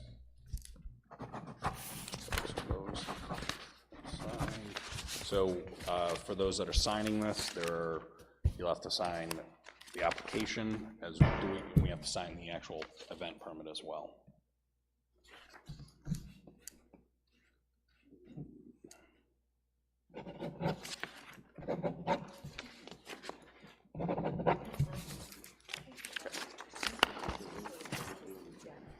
Okay, new business. We have our policy reviews. So we have a couple of policies that we were looking to vote on. One is contracts, and one is purchasing. We have the draft in your packets. So there was some feedback and comment. So for contract review and approval, the question was raised specifically for Kingston days. Would there be an exception to the contract review? Most of the entertainers send a simplified contract for signature. So are we setting a threshold for contracts, or is it any and all contracts regardless of the, if we're committing the town, are we making exceptions, or is it just blanket, is the question? Yeah, that's a good question. Because obviously you're trying to set up multiple contracts, whether it be for porta potties or some of the vendors and events and stuff like that. So do you see this as written? Is this going to hold you up and become too burdensome to line these things up, especially with the delayed meeting periods of the board during the summer months? Yes. So I think when we're talking to different artists, so we're talking about different artists, different, porta potties, New England Audio, all of these different contracts that are kind of, we're not putting them out to bid, we're agreeing that we're gonna hire them, and they send us simplified contracts that says, please do this, and review and approve. And What's probably your most expensive contract that you're encountering? Tents. But we went out to bid 3 bids and did the whole process. Yeah. We did that with porta potties. We have one artist that was $3,000. So there are some artists that are in that range, but it's not like we're going out to bid for that artist if we really want that artist. Yes. to play. So I think- Sole source provider. Well, depending how you look at it. I think it was more like a question of, well, how do we, it's probably, there's not too many exceptions, but my guess is for artists and things of that nature, we would definitely. What if we had some type of language that would allow us to approve contracts associated with like an event, some language that at the beginning, once the Kingston Days Commission is appointed, we could say, yeah, we authorize that committee to engage in all necessary contracts up to we could cap it on a dollar amount to say, hey, if it's gonna be above that, then you should really come and see us. And we could say that dollar amount is to be determined. I don't think we need to spell it out in here. We could say, for a special event like this, because. Commensurate with the event, right? Correct. Okay. So maybe some language could clean that up and authorize the board the latitude to, so that we can articulate a why we're going to allow that to happen and still stay consistent within the policy. So that, following up on that, let's say the Heritage Day was being held again, they would fall under that same aegis, correct? But there really aren't any other organizations that are town. So I think the language would have to say some sort of town-sponsored event, right? If it's not town-sponsored and it's a nonprofit, they have to go through, they're doing their own thing. Yeah, if it's using town money, right, I think we need to have something that covers it. So so it would just be very generic and not be specific to Kingston Days. So, all right, so I'll work on that. I don't want it to be so specific that we have to essentially go against it. I want latitude within it so that the board can talk about it and just make a common sense motion and decision on how it moves forward. So obviously we would need few changes to that. I didn't have any further questions really on the purchasing policy. I know we had already met. Yeah, so. Did we have any other questions on contract review? Our contract review? No. Okay. It's the purchasing? Okay. All right. So, essentially what we changed in the purchasing policy initially was increasing the threshold for PO from 1,000 to 3,000, right? So it was mostly in section 5.7. And Chris, you wanted to make sure language was in there that allowed the select board, right? The language was already in there. Yeah. In section 14 for exceptions. Some of the feedback that was received was that in 5.7, the table where it said expense approval level, only the first line said department head or committee chair. So some of the committee chairs were questioning on the other two, right? So in my thinking, it's all of those, it's the department head / committee chair, right? It wasn't just for the department head, that was just a carryover from the existing table. Does that make sense? So I think these numbers really need to be looked at, because the other question was in that first row, dollar range 0 to 200. Under budget, if your budget is under 200K, then you have to submit anything over a $200 purchase. It says 200. 20,000, I'm sorry, 20,000. So if my budget is $19,050, I still have to submit a PO that's over $200. That doesn't give you any leeway really to, because the next one is $20,000 and over, I can spend up to $3,000 without approval from the select board. So the question is, how many committees or departments have budgets under $20,000 that would maybe necessitate another threshold there? Because $200 isn't going to get you anything at this point. So does that even need to be raised? And I think maybe that, and I wasn't here obviously when this, but I think maybe that language was probably purposeful on the committee chair then, because they're probably thinking that this may be somebody who's not a town employee, maybe not beholden to be held responsible, so they, I don't know if they put in that check and balance, that was their intention at the time. Because, you know, you could just get somebody that with no municipal government experience gets elected and then is jumped in as a committee chair, and then they just, maybe they didn't, at the time, they were thinking that that was kind of their check and balance for not allowing somebody to go spend money that wasn't approved. Is that very accurate? Okay. So good guess. In most of your smaller budgeted committees. Most of your smaller budgeted committees, most of the expenses are known. There are not variable expenses. So to have to come in for a purchase order, they should, almost 98% of what they do could be a PO on January 1st and done for the year. And to Chris's point, it was to have oversight of someone who, I mean, a town employee, a department head is overall responsible for their budget legally, and, you know, it's a fiduciary role. That's not the case with a committee chair. Could just, well, whatever, you know, and that's why that was put in place. Should that be maybe upped a little bit at the board's discretion? Absolutely, but that was the rationale behind it at the time. And I think that's the question. It seems, you know, really low, because in today's world, that's any expense, right? So I don't know what the answer is. It's just, there was a question, you know, a conversation that we should have, because if you go back to section 5 for purchasing policy, and Paula made this point, and it needs to be in here. So all purchase orders will be submitted, and I'm going to change the language, and reviewed by the finance director, right? And then they have to, you know, receive, because you might have somebody on your committee submitting a purchase order, the committee chair should be reviewing that and signing off on it, right? So it's not just some committee member. It shouldn't be, right? It should not be. But this is saying that they all require department head or committee chair approval prior to select board. So there's checks and balances in there. It's about people reading it and following it.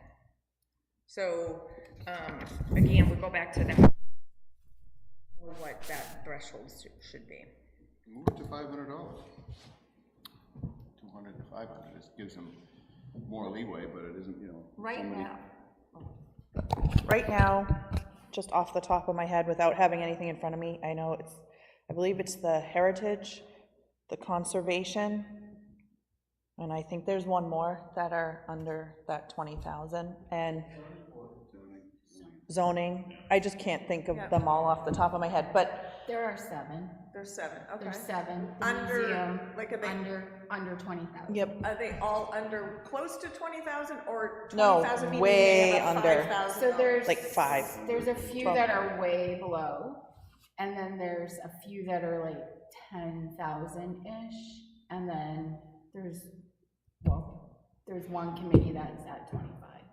Yeah. But that's actually not in the budget. And Yeah, it's but then Kingston that Days, falls into the but next line. Kingston Days isn't under the budget because we have a whole different process. And from seeing expenses that come through, they're just reimbursements for $12 for getting, like, for pollinator stuff or whatever. So maybe $100 some odd dollars. So I would say 500 is a good. Yeah, I'd feel comfortable at 500. And I just want to make a point. I think as a point, we need to make sure that, because these are town policies, that not exactly, you know, committee members may be getting assigned to something and they may not be thinking, oh, I need to get a copy and I should be reviewing town purchasing policies. So anytime you have a committee chair, we should have something in place that ensures that they're getting this information.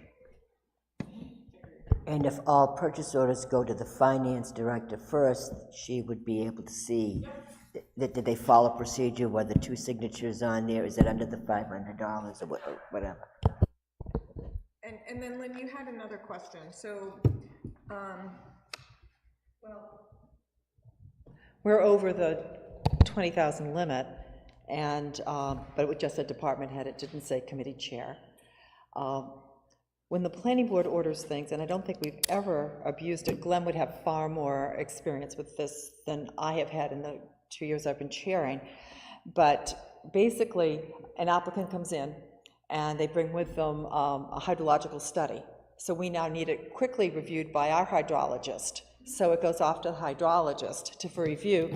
We don't go to the bidding process. We don't even know exactly what it's going to come out as. We are reimbursed from that by the applicant anyway.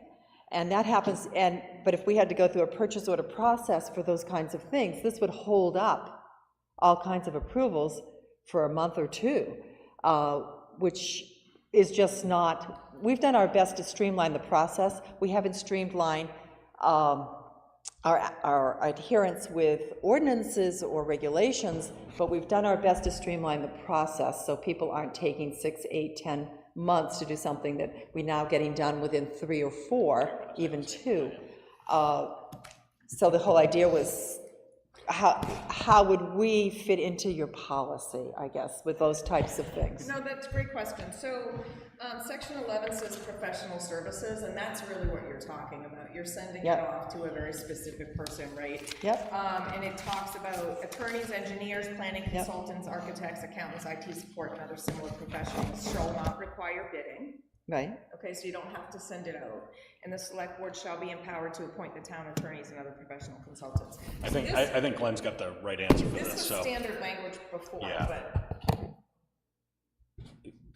And I think Chris is on board with this as well. We were sort of the same mind thinking about it, that if these are peer review kinds of activities that are billed to the applicant, it's not the town's funds. Correct. And so I don't know why it should need to fall under that. Yeah, I was just gonna say that, because there's escrow accounts set up for those, so yes, I may pay it originally out of the general fund, but then the next day I go and transfer it from that escrow account to the general fund. So the money's already there in their escrow account. So maybe there just needs to be something in here But that if it authorizes would be that. cleaner if there was just a caveat saying this shall not apply to certain. Yeah. And it wouldn't necessarily even, it could be things other than what's being covered in the escrow fund, because sometimes the planning board might identify a particular professional service that's needed that might not have been covered by a deposit, and request that the applicant cover it, and they do, because that's part of the deal, so. Yeah. I'm good with that, and if you change it so it, over 3,000 is fine too. Okay, thank you very much. So what then I'm gonna do is I'm gonna just incorporate those changes that we talked about, Gwen and Paula, with that exception that we just talked about. You know, I'll just kind of draft a sentence and you kind of wordsmith it how you feel it better suits that particular thing. So we'll add that Paula's reviewing, and then we'll change to 500, and then also add committee chairs next to the department. Okay, got it.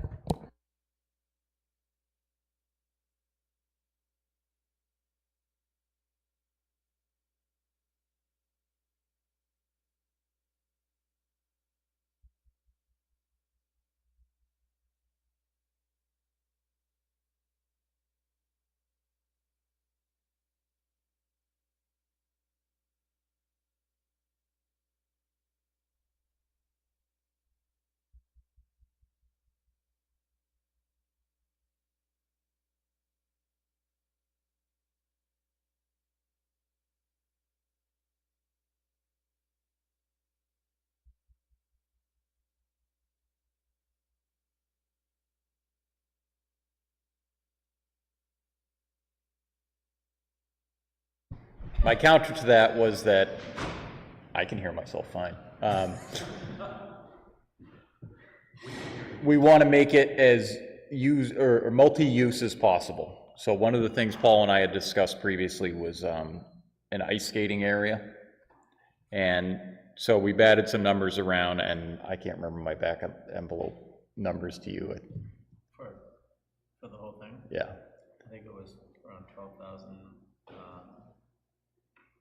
That was without one part of it. I can look it up.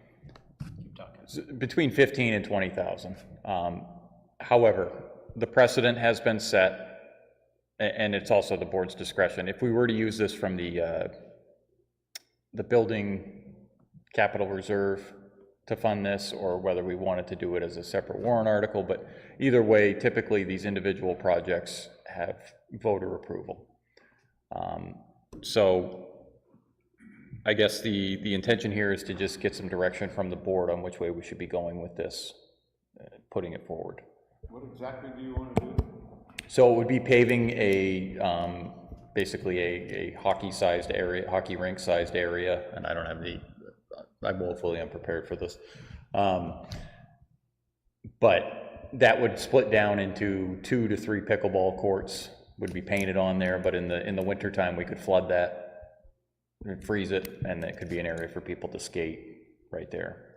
A regular sized hockey rink? Yep. But it would just be asphalt,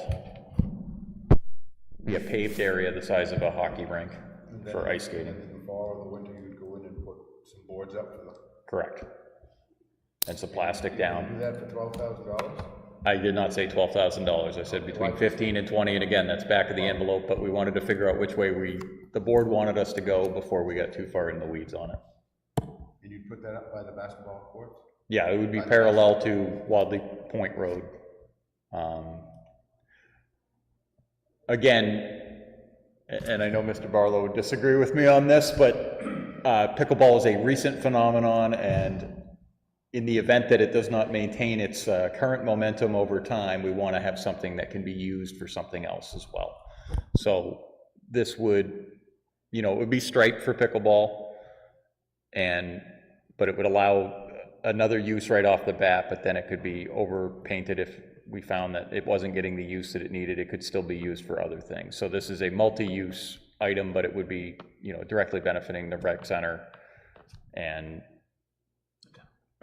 the town.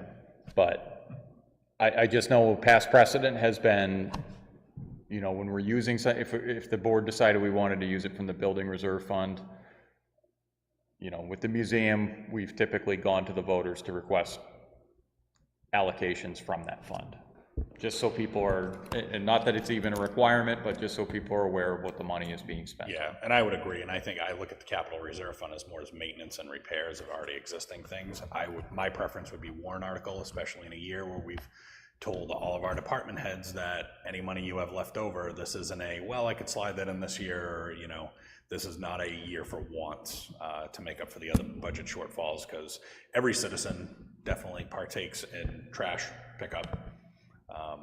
But I think it's a great thing. I'll advocate and support for it, but absolutely needs to go to the voters. Another advantage of a warrant article would be that it makes the public aware that this is an opportunity for them. So if they support it through the warrant article, I would assume they're going to support it by actually using a pickleball court. And based on what I've seen through the tennis world, pickleball is exponentially exploding, and I think we'd get a lot of interest in there. Mr. Barlow? Yeah, come on up.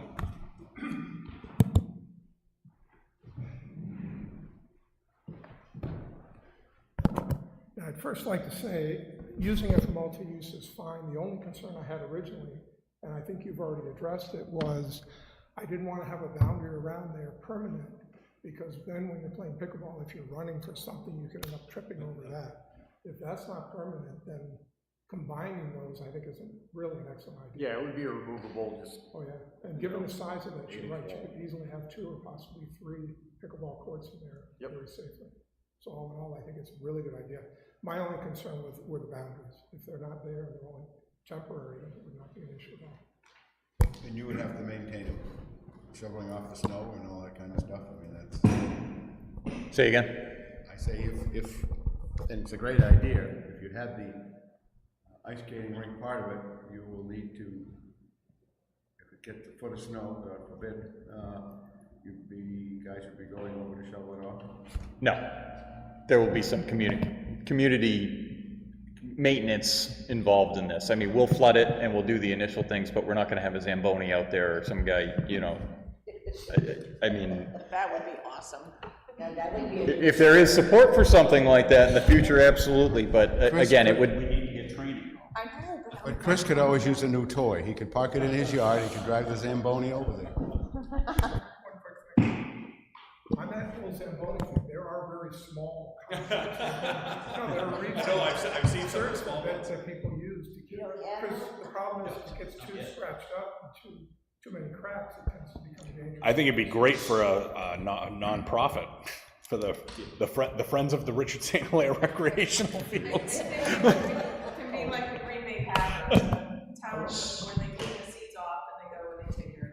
So I think though it is important that it's not just gonna be the cost of getting it there, but there's gonna be some ongoing costs, whatever it might be, and that just needs to be built into it as well. Yeah, one other thing I want to mention, we would plan to use permanent posts, but they come right out of the ground, you can cap them all winter long, and just take the caps off and put the posts back in. So it makes it still a very, and it's good for the town, people will be able to play almost all day long, anytime they like, so. Yeah, I mean, every time I drive by there, there's people out playing now. And I think this would relieve some of the conflict if people wanted to play basketball. It would free up that court for that and allow people to go on there. Just to touch on, I mean, we do have a trash pump that we can pump water in and flood it. So if it does get, as long as the weather supports that. Obviously this past year would have been a pickleball year more than an ice hockey or a skating year. It's not for hockey, sorry. For insurance reasons. But there are other things that can be done there too. I think that's the big thing is, and I respect that the pickleball players, you know, are an active group, but it's something that can benefit the town by having an area where a little kid can go learn to ride his bike off of the road, and you know, just things like that it contributes to. So. Well, I look forward to the proposed warrant article language. So I was just curious about, does it make sense to call Primex and find out if we have any liability with moving it from just not pickleball to skating? And skating seems to me like it opens up something we haven't dealt with before, so whether that's, you know, tripping up. I think it's probably worth having those conversations before, the warrant article's proposed, because some voters may have those questions and they may not vote the way you want if it's not clarified. Yeah, I think that's all part of the due diligence when, you know, putting costs together, making sure things like insurance are covered and all that, so.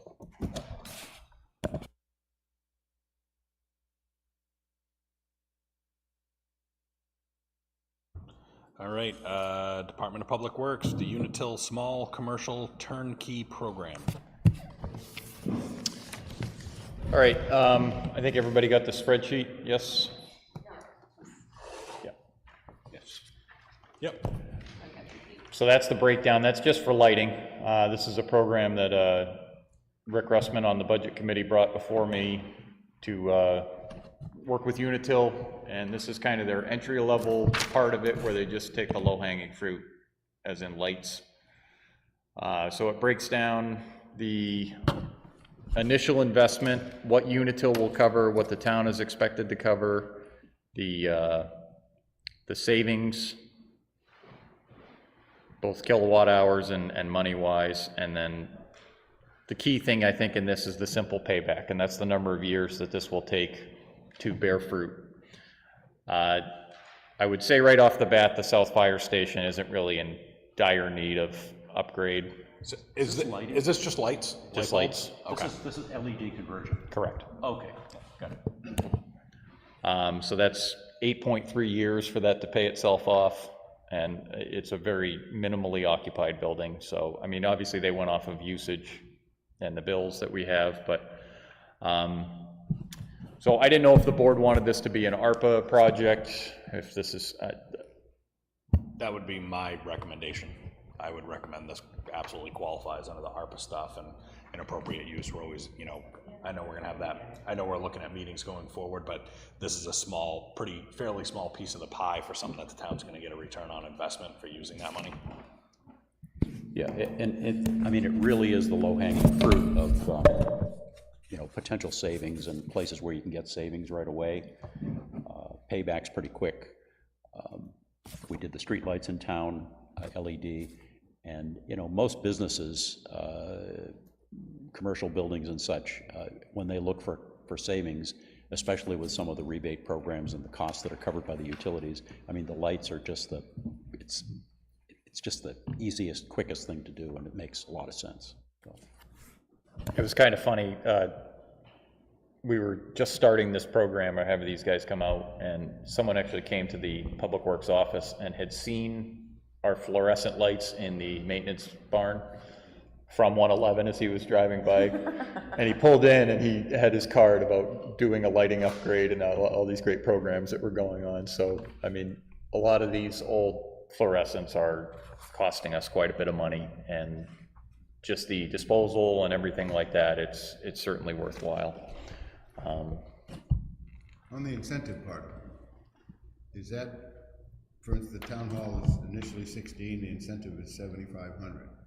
Is that an incentive over the course of the payback years, or is that something they credit us right away if we're doing it? So that's what Unitil will pay initially. Our expected cost on that, for example, the town hall would be $8,500 is what we are expected to pay of the 16,000. Okay, so we're not waiting a while to get that money. Come right, okay.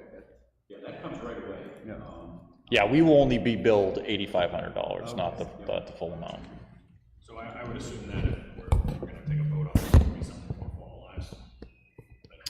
So this was there are 3-page, 4-page per building, and it was a lot of fluff in there, so I just figured to give you the meat and potatoes of it. I can absolutely send you all those if you'd like.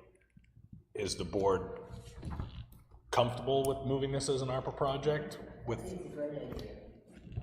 I am, but I think it's important that we meet and discuss the remaining ARPA funds, because we're gonna just keep, because this is about 18 or 19K, and then I work software, so we're slowly picking away at it. So, yeah. But yes, I'm in favor. Yeah, I think we haven't put it on an agenda. I think we haven't put it on it as an agenda item just because we've been in this bi-weekly meeting. But yeah, so we should make that as a formal. We should make that as a formal agenda item. But yes, so I think the board's consensus, we would like you to bring a formal proposal on it and utilizing the ARPA funding. What are your thoughts on the fire station, the South Fire Station? Do you want to do that one, or? This says only 15K. I mean, the whole cost, I'd rather just do it all. Yep, do it all. Okay. Yeah. Public comment number 2. Public comment number 2. Okay. Could I go back to an item up? And yep. I meant to bring it up during the committee part.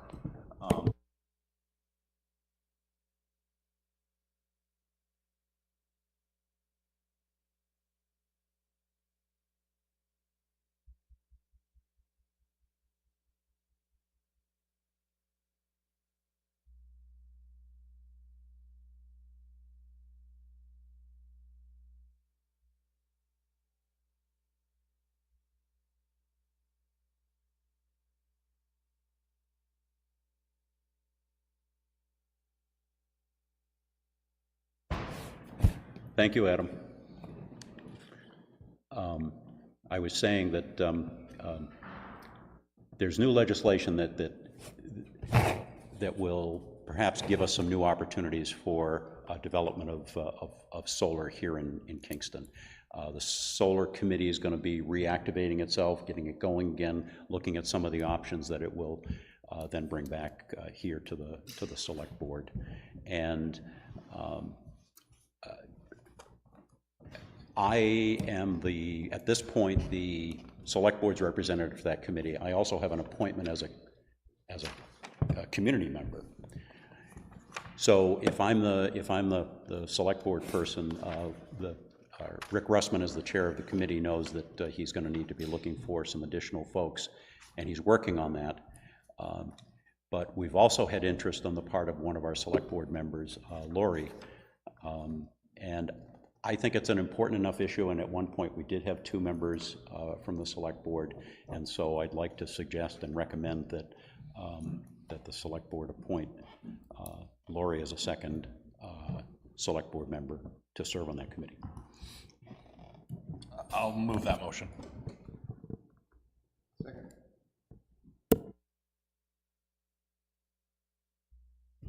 Well, maybe Lori wants to speak to the fact that, because I introduced it, but maybe you'd like to explain why.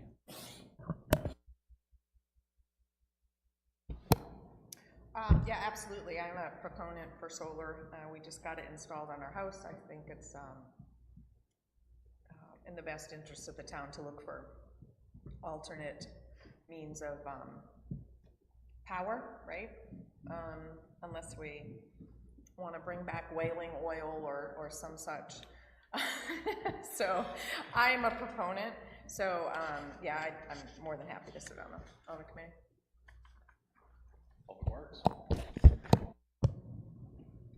I guess my only question would be is whether that would be 2 voting positions on the committee. Because in the past, there has been resistance to 2 select board members having voting positions, i.e. pushing a certain viewpoint or one perspective. How many members is the committee currently made up of? There are roughly a half a dozen. That's a good point. Yeah. Well, we could do it. We could do it as an appointment, as a non-voting, or an alternate. Or an alternate, yeah. I think alternate would probably be the best way to go. Okay. Then I'll amend my motion to appoint Lori as an alternate. To be my alternate. To be Glenn's alternate. To the solar committee. Correct.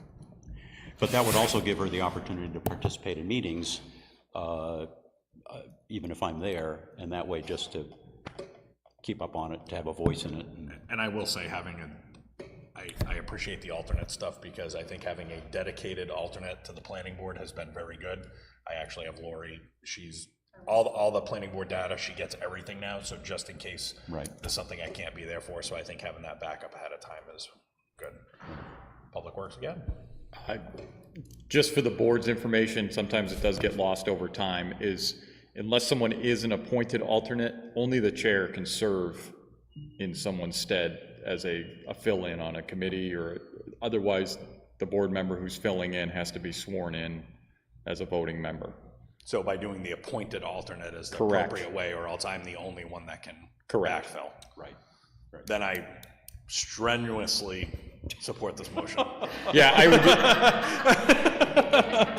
And it's something that hasn't been done in the past, but it has been done on planning specifically. But yes, when you can appoint an alternate for someone who kind of knows what's going on, it's much easier on the board. Well, the first meeting I sat in on the planning board, they specifically asked me. If you were appointed as an alternate, yes. Make sure. So, Chuck, are you okay with the seconding to the amendment? Okay. Any further discussion? All those in favor? Aye. Any opposed? Okay. Carries. Thank you for letting me bring that. Yeah, no problem. So public comment number 2. Oh no, I think I already called that. Okay, so we're gonna public comment or or board business. Board business. Okay, then we'll wait till board business. And that's any other business. So correspond. Oh, actually, let's adopt the meeting minutes from August 7th, 2023. So moved. Okay, so we have a motion to accept the minutes as written, August 7th, 2023. Any further discussion? All those in favor? Aye. Any opposed? Any abstentions? Correspondence, applications, purchase orders. There was an application for facility uses for the school cross-country practices and meets. I didn't anticipate anyone having any issues with that. Yep. I would just like somehow to get word to the people who are using the practice to pick up their trash after. I'm more than happy to walk across the street and pick it up, and I'm not, but we'll also probably start a lost and found at our house. So if we can somehow, just stress to the parents who are listening to their children. They don't have to use it anymore if they don't want Right. I mean, it's not awful, But it is, you know, and I know we don't want to put a trash receptacle out there because then that creates a whole nother problem. It's Yeah. So, discourteous. no, I It's- think we Yeah. can make sure Bob Dawson knows and he can communicate to the different coaches and people that are Right, responsible right. that they need to be And- making sure the students, athletes that are using that are cleaning up And after themselves. I'm not kidding, I probably will put a lost and found at our house because last year there was a lot of stuff left. Weekly yard sale? Yeah, really, yeah. Exactly. Different towns? Okay, so I don't think we need a formal motion on, does people want a motion on this? Or, I mean, this has been an annual thing. Let's just do it as a motion. Take a motion to approve the facilities use form for the school district regarding the cross-country practices and meets. Second. Any further discussion? All those in favor? Aye. Okay.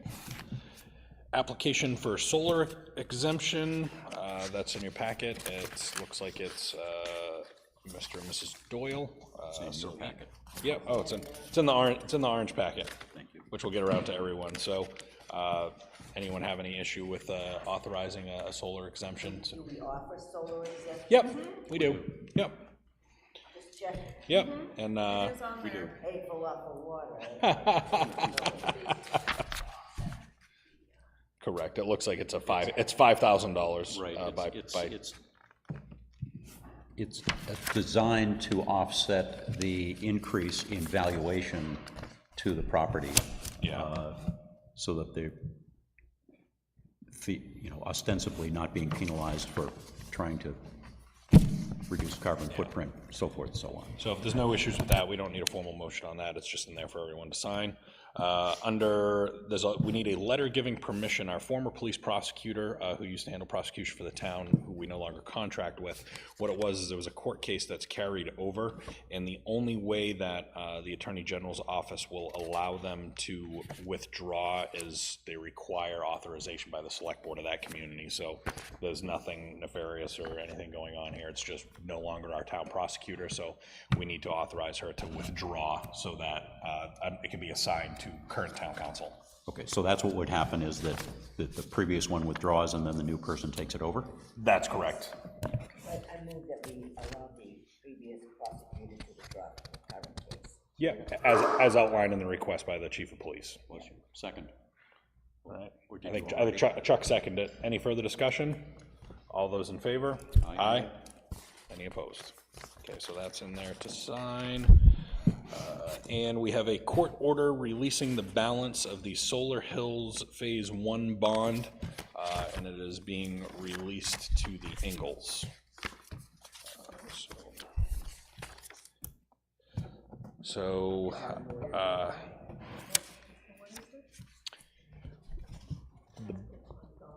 Yes, so is this, I always knew that, I thought there was always a court order in effect that would, that it would go to this individual once it was released. So are they ordering that it be released, or are they ordering that once it's released, it goes to them to confirm that?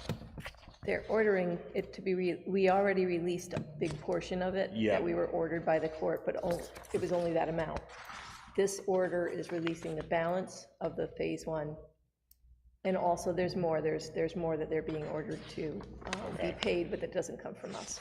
But this still leaves the appropriate amount in there based off of the town engineer should. For Phase 2, it's a separate Yes. bond. So I guess, it would release all the funds from Phase 1? Because I thought there was money still left in Phase 1 regarding I think it's finished all of pavement. Phase 1. Yeah, so. I'll ask Paula, she's more familiar Yeah, with so we're gonna the have to, actual- and I guess if the board's, if we don't get the clear answer there, it's probably gonna have to go to legal counsel, because we've already talked in the past that this developer is absolutely a flight risk for never finishing the pavement of Phase 1. So so that's what we're waiting for, is the road to be finished in Phase 1. So, and I don't think he plans on finishing the road until he finishes Phase 2. Okay. But because we had talked about if we had to increase the bond amount, but it had been reviewed a few years ago where the town engineer had made appropriate. The bond release request from the attorney's office. Oh, yeah. So, no, I have it right here. So the concern is that if they're ordering the release of the first phase of the bond, we still need a bond. They've never finished the top coat of the paving. So that's why we haven't released the bond, and I don't think they ever plan on finishing the top coat of the pavement until the second phase is done. So if this is ordering us to release it, we're gonna have to review with legal, because our response would be is that they have not satisfied the terms of the construction of the site plan to order the release of the bond, because the top coat of paving hasn't been done on phase one. I haven't done anything yet. Okay. Because I knew we were gonna talk about it today. Okay. But it was very confusing. The whole thing is confusing. We have multiple letters from the lawyers. Yeah. For the different amounts that we had to pay back to them. So I was waiting. But I agree we should have our lawyers. Yeah, so. Make a motion to take that to legal counsel for review and recommendation. Any further discussion? All in favor? Aye. Just a point to the board, I did review that with the town engineer about 2 months ago, just verifying that everything that was currently in the bond, given pricing increases across the board on everything, and the bond amount is sound. Just as long as we don't give it back until it's done. I would say it's where it needs to be, so before that question comes up, it's been reviewed and it's where it needs to be. For phase one, you're talking still. Yeah. For the whole. Yeah. Because there's 2 phases and it's 2 separate bonds. Yeah, but the problem is that they've never completely finished phase one because they failed to finish the pavement. Right. Sounds like it should be added to phase 2 somehow. Yeah. Okay. And that we got an abutter notice as a New Hampshire DES wetlands permit application. This letter is to inform us that an application will be filed in the New Hampshire Department of Environmental Services. Impacts to wetlands where a permit is required under RSA 482A3, and they're required to notify us. So this is the wetlands permit application at the 24 toll road. So this would be part of this. Which is the solar project. Correct. Yep. So, and that's currently before the planning board still. I think that's it for normal stuff. I know Chuck had one thing, and just a quick question, Phil, while you're still here. You reviewed with me your estimate for the Grace Daily barn work. Is that something you wanted to share with the whole board, or is it not necessary at this point? I would say, given the amount that's already allocated via the voters and the Moose Plate grant, I mean, certainly can share with the board for their information. Well, the bottom line is, from what Phil shared with me, we're under $40,000 for the project, and that includes the roof, the underpinnings work, the drainage work, the siding work, and so, and with the amount that the voters had approved out of the town's funds and the Moose Plate grant, we had a total of $75,000 to start with. So we're at $38,000 and change of the estimated cost now. So. And so we're working in the playground right now. Actually, today, that's one of the POs you'll see as we rented a skid steer for that work. Once that's complete, we'll be coming over to do Grace Daily in between paving. And that was getting dropped off today, right? Yes.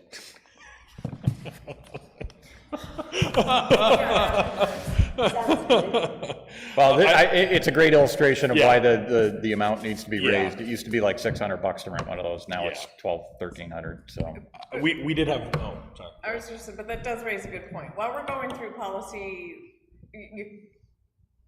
until a new one is signed, you have to follow, or we should be following the old policy until the new one is signed. So. And typically, like something like this, I'd run around and have everybody sign this, but it was afternoon on Friday, and I'm probably the reason you're mad. No, I'm not mad. I dropped it off. Everybody came in on. And I was like, I don't even know, 1,200?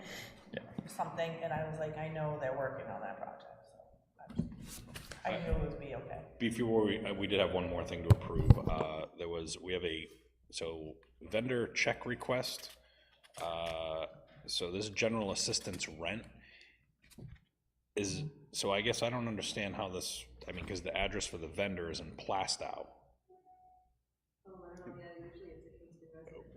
So, It may be going to the owner of the building. okay. Is Well, Marissa in there? is she available by chance? Yeah, because, Yeah, she's probably in there. I guess my intention is not to provide rental assistance for non-citizens of this town. I'm guessing it's there. Yeah.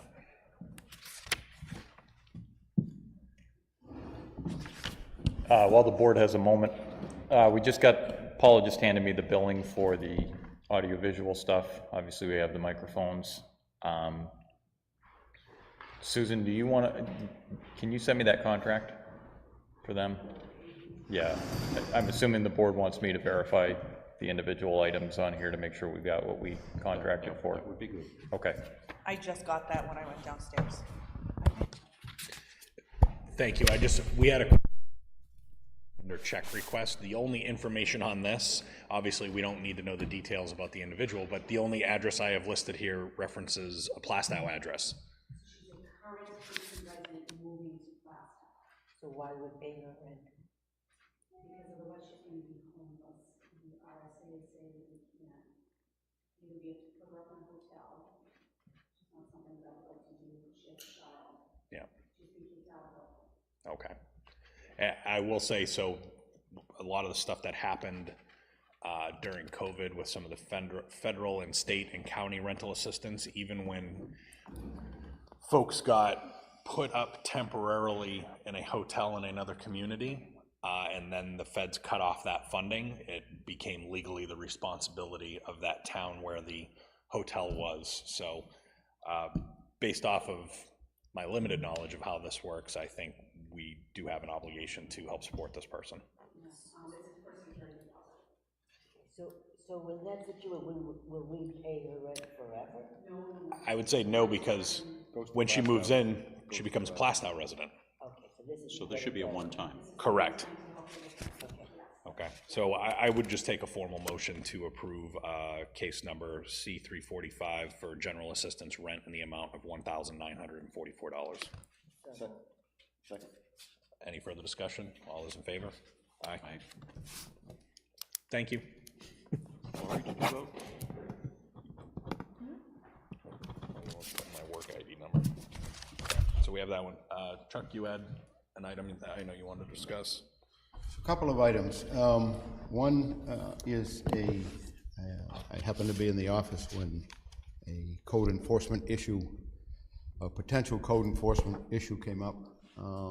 And I took a look at it, and we'll follow up a little bit with it, but thus brought to mind, what are we going to do about this? And I think that from what I understand, the building inspector is not interested in helping out with code enforcement. Which one? Building inspector. Both. We have two. Two building inspectors? Yeah. Who's the other building inspector? The backup one is Mr. Norman. Oh, well, I don't know about him, but anyway, so I think what we used to do in the past, in the old days, was, until we solved the problem, was to have a particular selectman on call for a week, or however you want to do it, that if an issue comes in for that particular week, that selectman would either make the phone calls or check it out or do whatever we need to do. Because I think I understand there's some calls that have come in that have just kind of sitting in limbo or would determine weren't overly big problems. But I think that we got to do something about it. If we're not doing anything about a code enforcement type person until January, we need to have somebody or something looking at this. So I guess a couple of items here. Who said that the building inspector is not looking to do any code enforcement stuff, or did it come directly from them, or is it secondhand? Told me as much. Okay. Yeah. I thought that wasn't our agreement. I thought it was kind of a dual role that. Yeah. Okay. I would like to have a chance to talk to him about it. I haven't seen him much lately, but there was one issue where it was just somebody putting in a driveway without a permit, and he said, well, that's Phil, so. And then it stayed right there, just got dropped and nothing, no follow-up. Yeah, I don't know what happened with that one. So as has been discussed, my authority regarding driveway permits is bestowed upon me by the planning board, and I reviewed the memorandum. There is absolutely nothing about there in it regarding enforcement. I was driving by to verify the conditions, and the contractor happened to be out there. I spoke to him, told him he needed a permit, but again, I don't have the authority to go out as the enforcement arm for the Board of Selectmen. There is nothing granting that to me, so it runs me into an area that I'm not really authorized in. I think something like that would be more the building inspector, because it's a part of building the house and kind of getting the permit to occupy the house or that. But again, we just need to identify this and make some decisions on what we want to do, so this stuff isn't out there in limbo. And I think Susan's... He'll be here today, so we can talk about it a little bit, because I think he's between vacations and everything else. Right, We just haven't. right. And we need to have him be assigned some office hours. That was a part of it too, which hasn't happened. I thought he did. I thought he had them. It's nothing that we can say, come in on Monday between 2 and 4, it's still. Well, we were supposed to have set hours. Granted, they weren't going to be many, but at least the public would know when they could come in. When he's gonna be there to take care of it. Right. So make it Tuesdays and Thursdays, and just tell them that.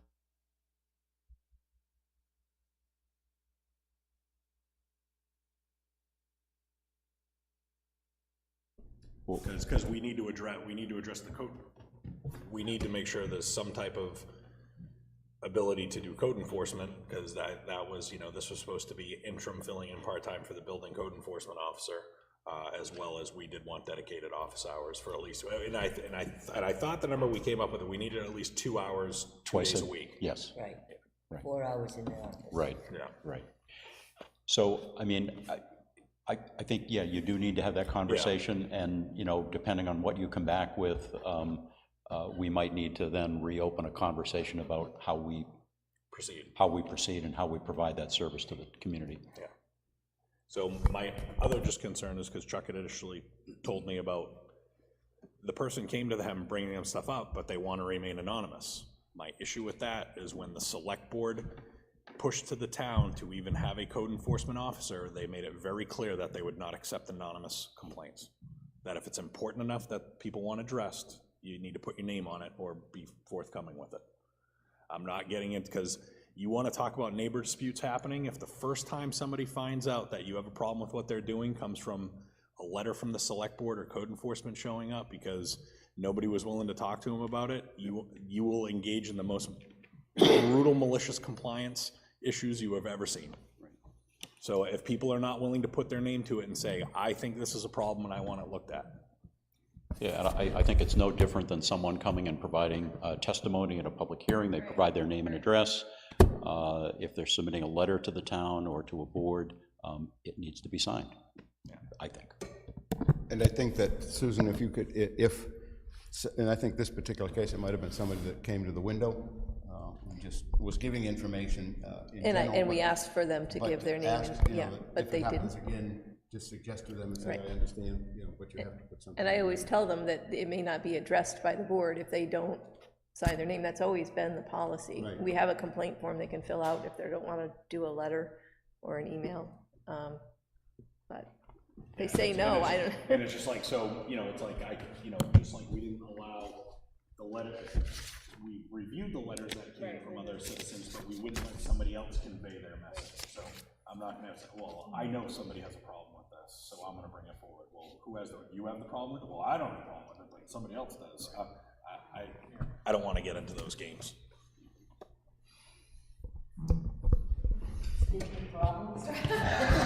Here I am. And just, even accepting an anonymous complaint, it shouldn't even be accepted, because the board accepts liability when someone puts a complaint in and doesn't, it shouldn't even be entertained, because it opens liability. If someone thinks that, if they wish to remain anonymous and they feel it is a safety hazard, because that's often a card that people play, then they can report it to the police, and the police can verify that that is an actual thing, but that's kind of how the board stays out of that. Correct. Speaking of complaints, how's things going down South Kingston? Just asking. I had the town engineer out there 2 weeks ago, or a week and a half ago. He felt that it was where it needed to be. As far as complaints, nothing since the meeting, really, no one to our office, so. They got distracted by evaluations. I appreciate you running cover on that one. So I guess, I mean, it's Microphone. it's on. No, it's on. Are we talking about the roads? Yes. Yeah.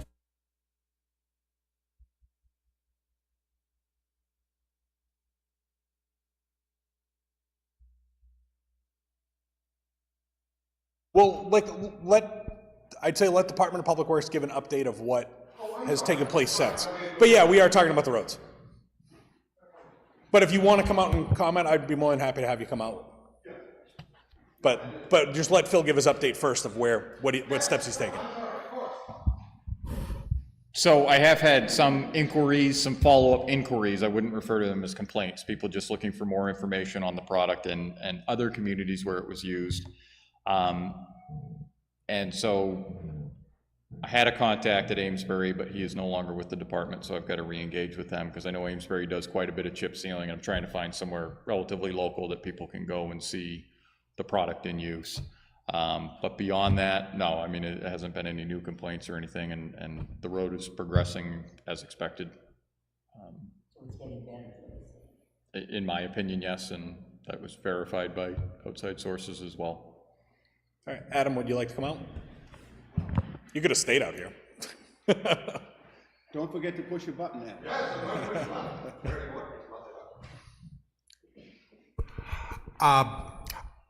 Adam Faulkner for Jericho. I don't mean to make a big issue of this. I'm very low key. As a complaint, I was out walking on the road the other day, accidentally. This not trying to start anything. I want to be clear there. I kind of stumbled and shuffled my foot a bit, and bits of the road were coming up. I have a certain concern that if just walking on it can damage it, that might be potentially problematic. I just wanted to bring that up. I wasn't necessarily going to, but no disrespect, no, I'm sounding a bit snarkier than I mean to, I think. But when no new complaints was brought up, it was like, I might maybe should bring this one up. Well, I appreciate you not trying to do it anonymously. Yes, I'm right here. Hello, I'm me. Thank you. Sorry. Bye.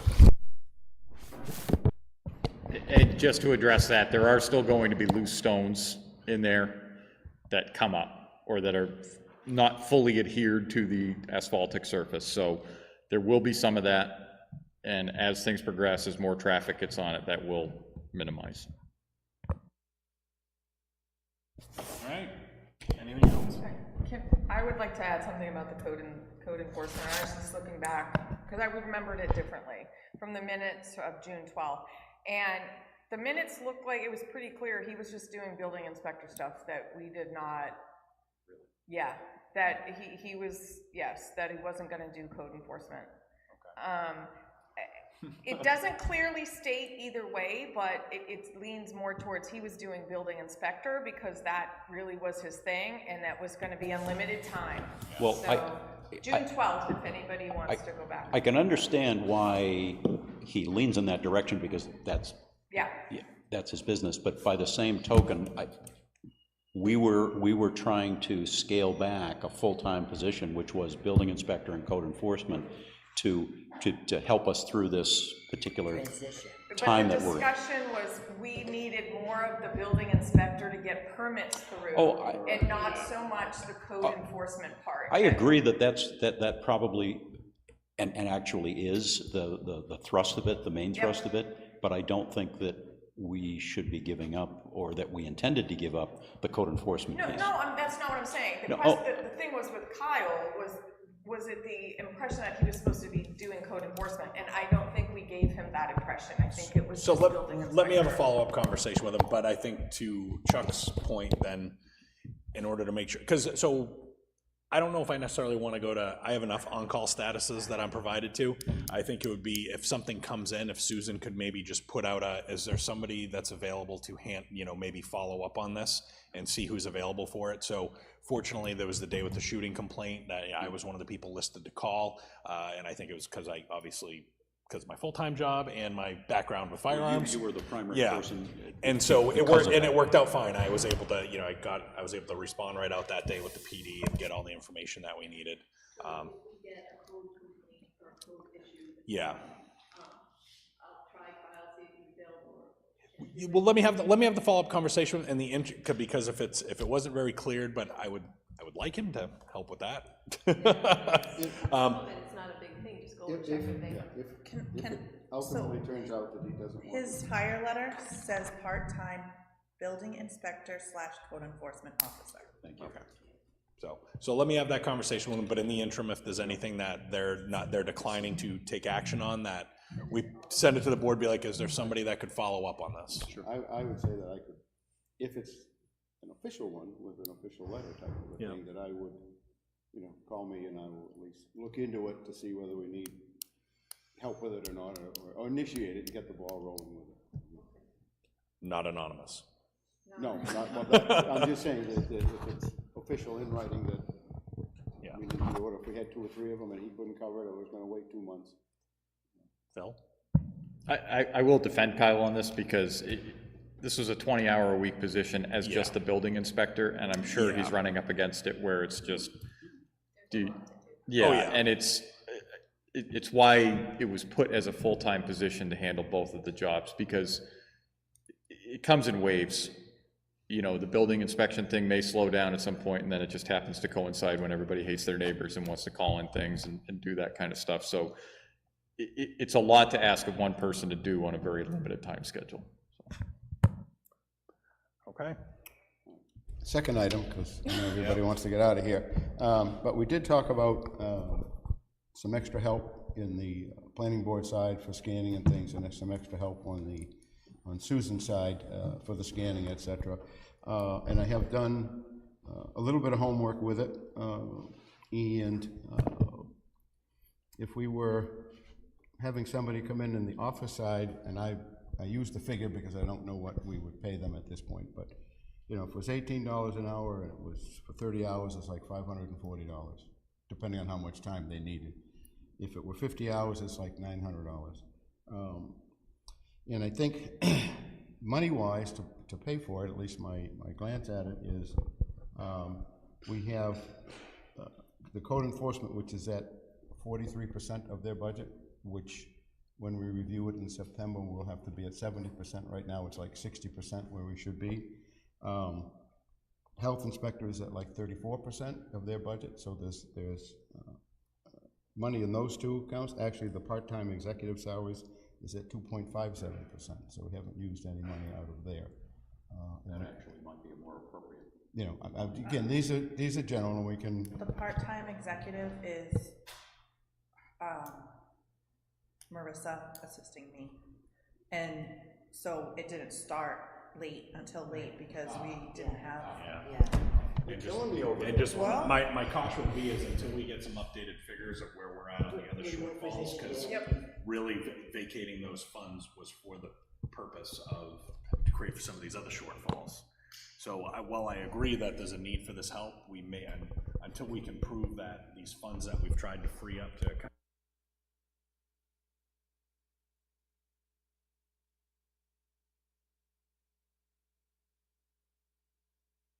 We do need the backup for Paula. That's critical, I think. So I'm not in favor of taking any money from that account at all.